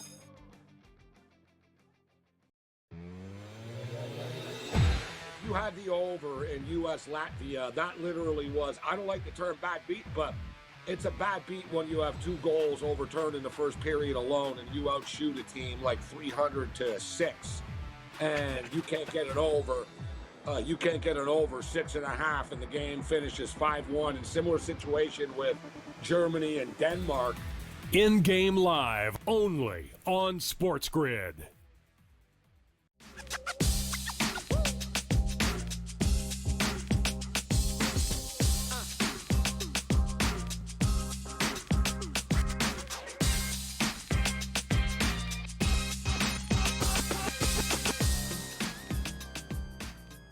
Game time decisions back here on a Friday night, and the golf season has been off to an excellent start. But it's kind of funny because the first time this season we saw Scotty Scheffler, we kind of wondered, is this all going to be terrible? Is this going to be boring? Is Scotty going to show up to every single tournament and win every single tournament, and we're not going to get to have any fun here? We're just going to have to at some point tap out and start betting 3-1s. And Scotty has proceeded to give us the most ridiculous start to a season. I don't have a deep memory bank, but I don't know, man. The number 1 player in the world, his first tournament, going out there and winning it by what felt like a million shots. And then in the next tournament, it's like he might have it, he might not, right? And then at Pebble Beach, it's like he definitely doesn't have it. And then he's the live favorite on Sunday. And then we're here at the Genesis, and it's like, you know what? That was cute, but he's obviously going to win this one. And this is the worst he's looked the whole way. But guess who didn't miss the cut? Scotty. Guess who's minus money for a top 20? Scotty. Guess who's 100-1, which means people are betting it, whether they should or not. Scotty Scheffler. But luckily, you don't have to listen to me go like, I don't know what to do. We can just talk to someone who knows what to do. That is our guy, Brady Cannon. Brady, it is great to have you on a Friday night. We'll talk about things that aren't Scotty Scheffler, but he's 100-1. That means we have to start Scotty Scheffler. What are you seeing from the world's number 1 through 2 rounds? Boy, I tell you, Kevin, I think this is the most struggle I've seen him faced with so far this season. You know, he struggled for a minute, really just the opening round at Phoenix. It got a little worse at Pebble, where he struggled for really kind of 2.5 rounds and then went nuts on Sunday. And now through 2 rounds here at Riviera, which is probably the hardest track that he's played of those 3 as well, he is really off of his game right now. If you just look what he's doing, and we've gone through these stats at Pebble and at Phoenix, but it's no longer seemingly a trend. It looks like it's a pattern. Now, I'm not worried about the guy. And let's look at what he's done. He's won, he's finished 3rd, and he's finished 4th. So the sky is not falling yet. But like I say, I think this is the worst he's been. Yeah. And this is only a field of 72. He's 30th in this field for strokes gained off the tee. He's 47th on approach, 51st in putting, and 57th in scrambling. And, off the tee, approach, scrambling, those are all massive areas of strength in his game. And he's in the bottom half of the field, if not the bottom, 10% or so. So, and he's 12 shots off the lead. And it's not like this is, now Pebble Beach, we saw soft conditions here. They had some rain at Riviera leading in, and guys are throwing some darts, and guys are going low. Adam Scott's out there going nuts, about to shoot 61 or something like that. But I think this golf course is only going to get more difficult. And that could be a good thing for Scotty, because if he can put up a 5 under par or something like that, and people start coming back to the pack a little bit, it's all possible. But even that top 20, I don't know if I'm going there just yet with Scotty. And here's another thing we've talked about in previewing this tournament all week long. The tournament host, Tiger Woods, never won here. Jack Nicklaus, never won here. Rory McIlroy has never won here. His last 2 finishes have been very pedestrian, barely top 30. Scotty Scheffler, never won here before. So Riviera is no pushover, and I'm probably going to just leave Scotty alone. And if we see another, outlier performance on the weekend, that'll be thrilling, but I'm not going to get involved with my wallet. One of the big reasons that I felt, and because we've been following it each night here, right, Brady, so far this tournament, and it took them a long time to kind of put Scotty in the back, right? And I think one of the reasons they should have been willing to do it sooner, and I think that he feels very untempting, right, this week relative to even last week, is one, you're absolutely right. He doesn't look good. But at the top, if the top right now was Bridgman, Penge, Scott, right, with respect to those golfers, that's one thing. Rory McIlroy is the favorite right now. And then it's Xander and Tommy up there in the mix, but specifically Rory, it's not, to me, right, when we talked about some of these other Scotty numbers, and it's, him versus the live favorite, which is Chris Gotterup, and it's an 8-shot gap, and you think to yourself, okay, that's going to be tough, right? But Gotterup's playing really well. Right now, and I don't know where he'll ultimately finish, but let's just say he pars out, Rory is up 10 shots on Scotty Scheffler. Remove everybody else. If Rory McIlroy can't hold a 10-shot lead over Scotty Scheffler for the last 2 rounds, we might have some bigger problems on our hand, Brady. Yeah, and you look at the matchup in the head-to-head matchup market this week, Scotty was like minus 350 to beat Rory McIlroy head-to-head. I think the take back on McIlroy was about plus 250. And if you're holding the McIlroy ticket right now, you're looking pretty good. Rory's looking fantastic. Okay, last time I checked, he was 9th in this field for strokes gained off the tee, 7th on approach, 4th in putting. The only thing that's a little bit shaky is the driver, where he's 34th, dead middle, dead average as far as driving accuracy.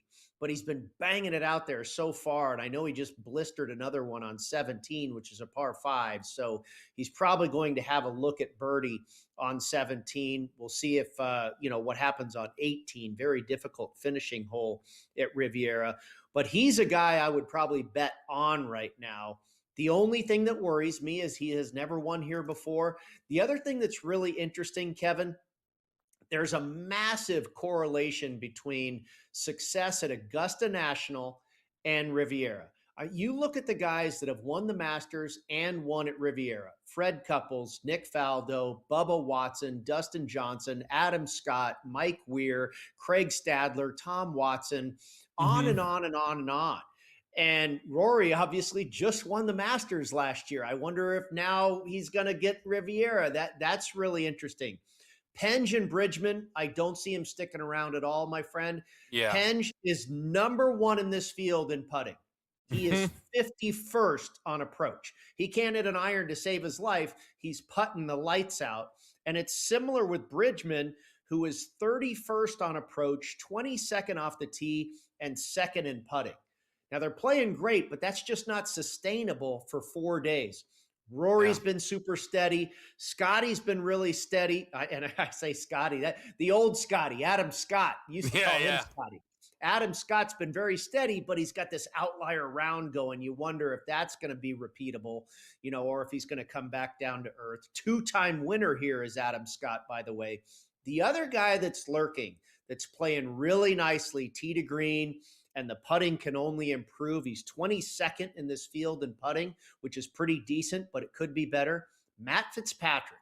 Watch out for Fitzpatrick. This guy's been playing great golf as of late. 21st off the tee, 17th on approach, 13th in scrambling, steady Eddie, and he's sitting there in the top 10. He could make some noise over the weekend. A couple of guys then that we can kind of keep our eyes on here on this Friday night. I think one thing is, and I know that the numbers sometimes vary from place to place. I've mentioned to Brady before, sometimes looking at data golf.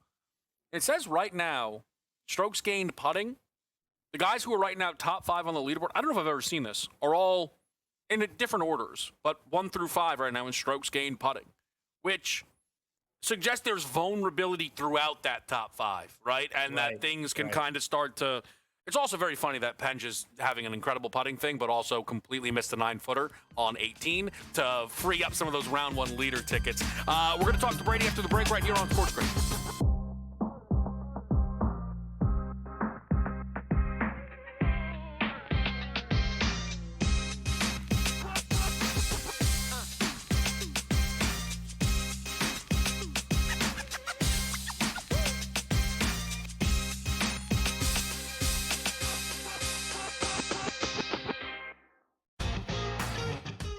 Obviously, I wanted to play golf. Like, I grew up in England. I came to America on a scholarship because my aspiration was to play the European Tour.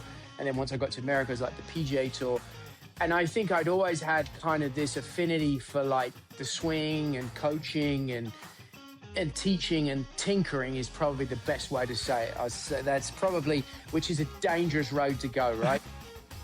The Smiley Show, only on SportsGrid.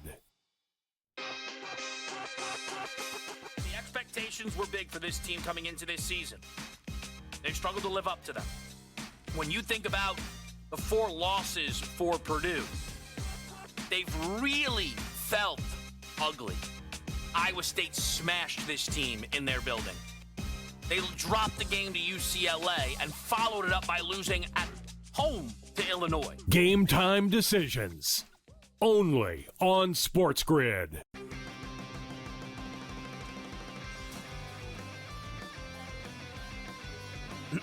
Class is in session. Today, let's talk about the teaser. A teaser is a multi-leg bet where you shift the point spread in your favor. You get better numbers, but every selection has to win. It doesn't matter what you bet if you don't have the insights. Tune into SportsGrid and get ahead of the class.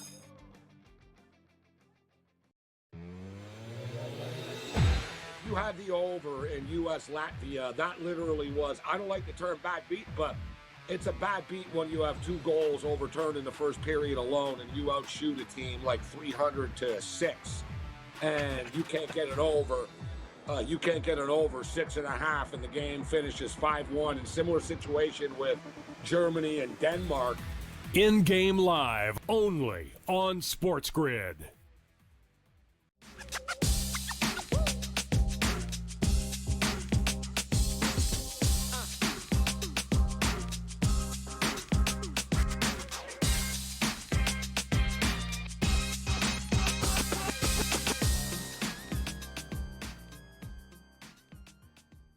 Game Time Decisions. We're here with everybody on a Friday night, and we're talking to Brady Cannon. We're going to mix a little football in just a moment. But, Brady, I want to just kind of remind people, just give them a little bit of a layout here. At the Genesis, where are you focused as we are almost through 2 rounds of golf at Riviera?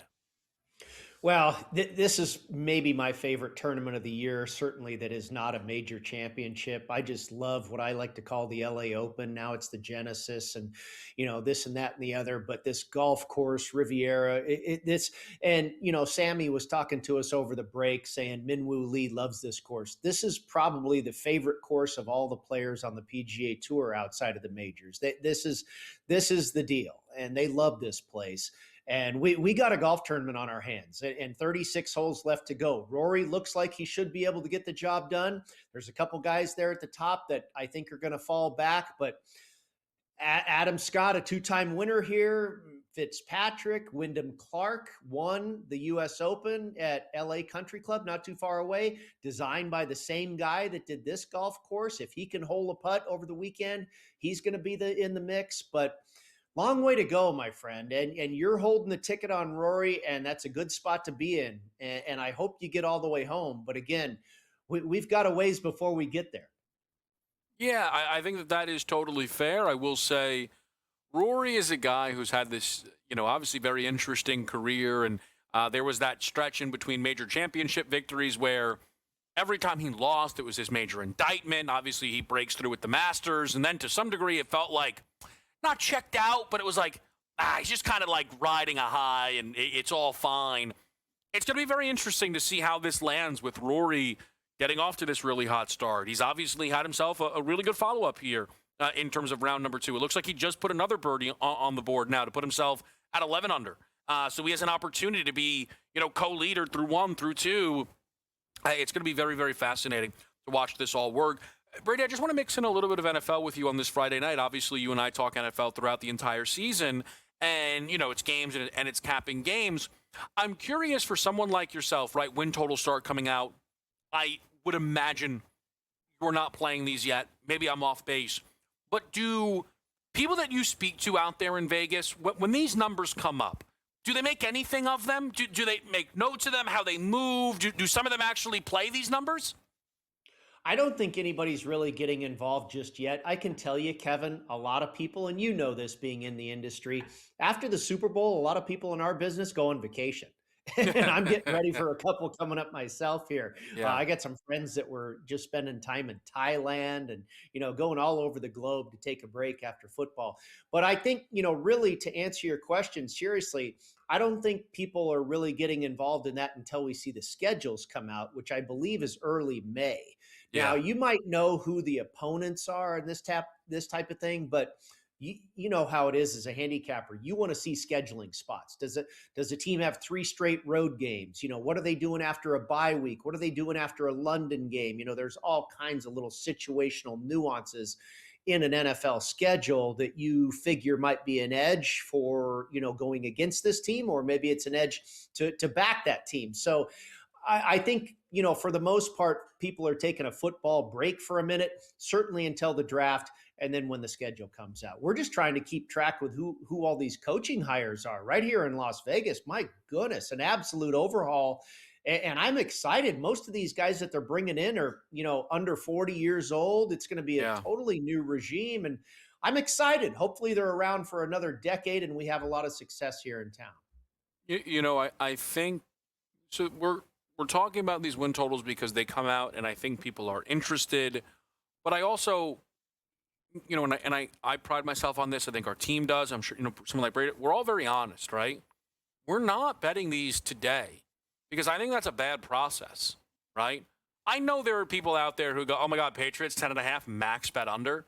It's nonsense. That is, who cares that last year's schedule was easy and we don't know this year's schedule. That's one I might bet now, Kevin. Now, what's really difficult about futures at this point in the game as well is injuries. That's always a thorn in your side when you're betting futures, is the threat of injury. And if you're betting under on a season win total, that's not necessarily something you're too worried about. But I was talking about this with our friend Adam Kaufman, who we know is a big Patriots fan. And I wasn't trying to rain on his parade, but this is not a good situation coming up in the follow-up year for the Patriots. Let's remember, the year before, this team won 4 games. And then they go to the Super Bowl. This is a seesaw league. What goes up must come down, and they're set up for a big fall. Now, are they going to fall off the cliff? We don't know. But you talked about the easy schedule. They're going to get dealt a very difficult schedule. We already know the teams they're playing. It's a murderer's row.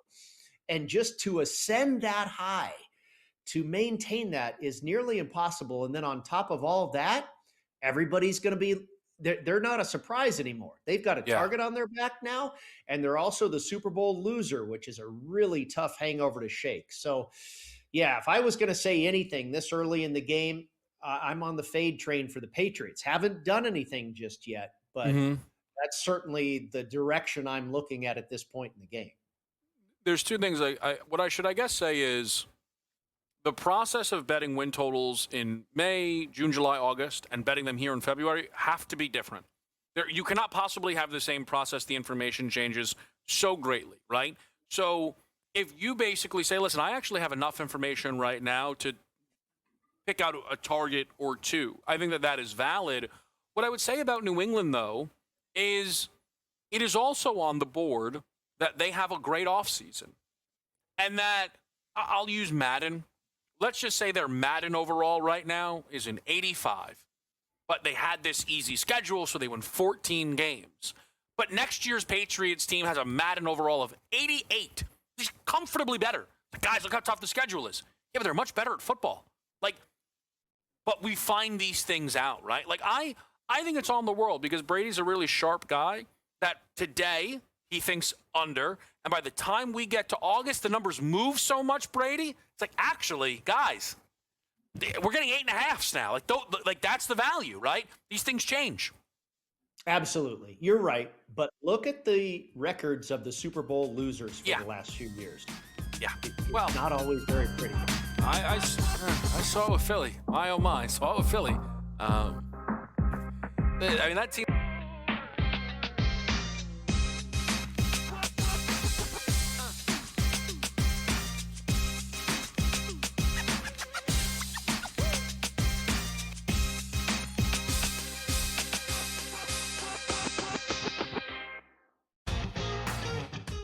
Obviously, I wanted to play golf. I grew up in England. I came to America on a scholarship because my aspiration was to play the European Tour. And then once I got to America, it was the PGA Tour. And I think I'd always had kind of this affinity for the swing and coaching and teaching and tinkering is probably the best way to say it. I'd say that's probably, which is a dangerous road to go, right? The Smiley Show, only on SportsGrid. Expectations were big for this team coming into this season. They've struggled to live up to them. When you think about the 4 losses for Purdue, they've really felt ugly. Iowa State smashed this team in their building. They dropped the game to UCLA and followed it up by losing at home to Illinois. Game time decisions, only on SportsGrid.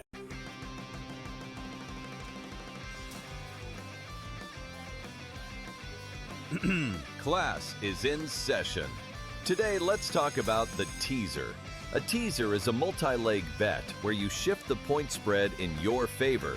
You get better numbers, but every selection has to win. It doesn't matter what you bet if you don't have the insights. Tune into SportsGrid and get ahead of the class.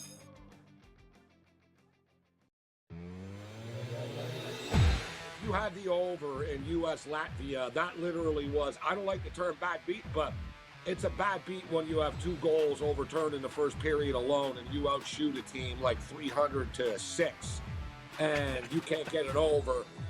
You can't get it over 6.5 and the game finishes 5-1. In similar situation with Germany and Denmark. In-game live, only on SportsGrid.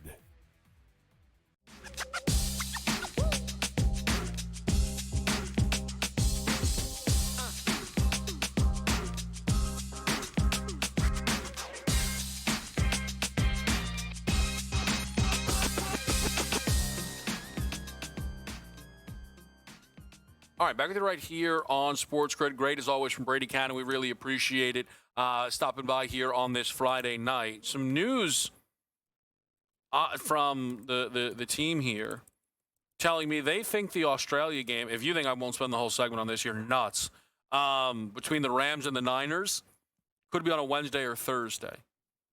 I need... no way. Oh, here we go. Here we go. Let's click on this. People are saying people are hot on this Wednesday. Report.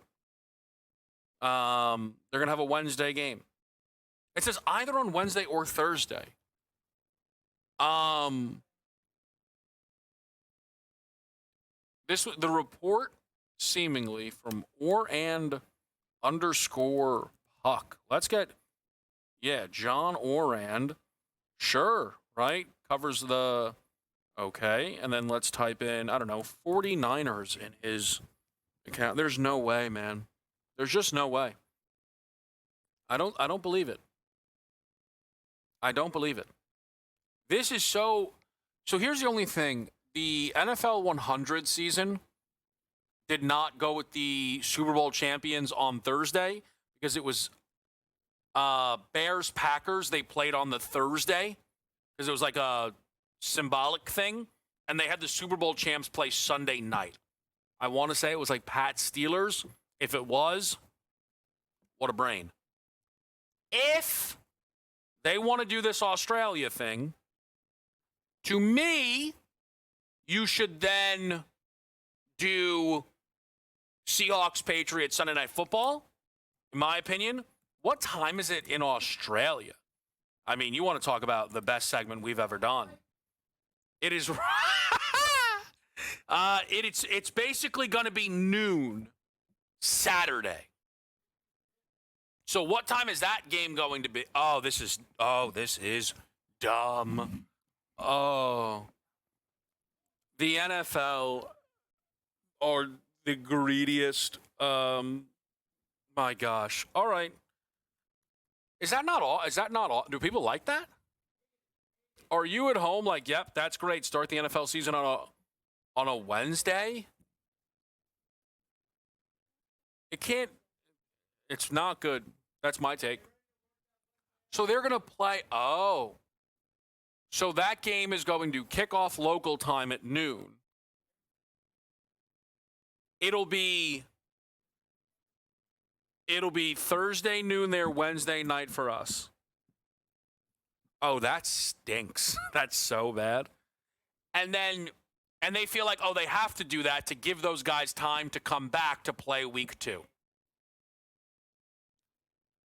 What I would say is the Rams and Niners should be both playing week 2 in a Monday night doubleheader to get some extra grace. I personally, I would have them play the Thursday. But see, the NFL doesn't care about this. The NFL wants to do opening week, right? They'll do a Wednesday game, a Thursday game, a Friday game, pack college football on the head, enjoy your Saturday, and then we'll see you Sunday. Why would the NFL not do Friday like they've done each of the past 2 years? The NFL for sure has played Friday games in consecutive years. So that's going to happen. Very interesting times.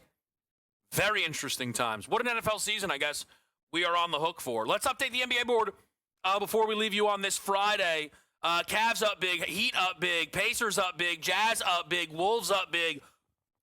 What a slate. What a slate we've got our eyes on. Okay, don't forget, we're going to look to get in the mix with some Austin Reeves props. Let me get eyes on what these numbers are gearing to likely play at tonight, assuming LeBron misses this game. Reeves 31.5. We're good with that. No LeBron, we are good with a Reeves 31.5. It goes to 32.5. We're still good with that. I like Austin Reeves tonight with no LeBron James, likely for the Lakers. If LeBron plays, wait for the news. We'll get lower numbers, and I'll still be interested in Reeves at that point. That's how I'm looking to get involved here for the rest of the Friday night. Do not forget, Saturday morning, 10 a.m. Eastern, college basketball today. Myself, Coach James Young, Michigan, Duke, Arizona, Houston.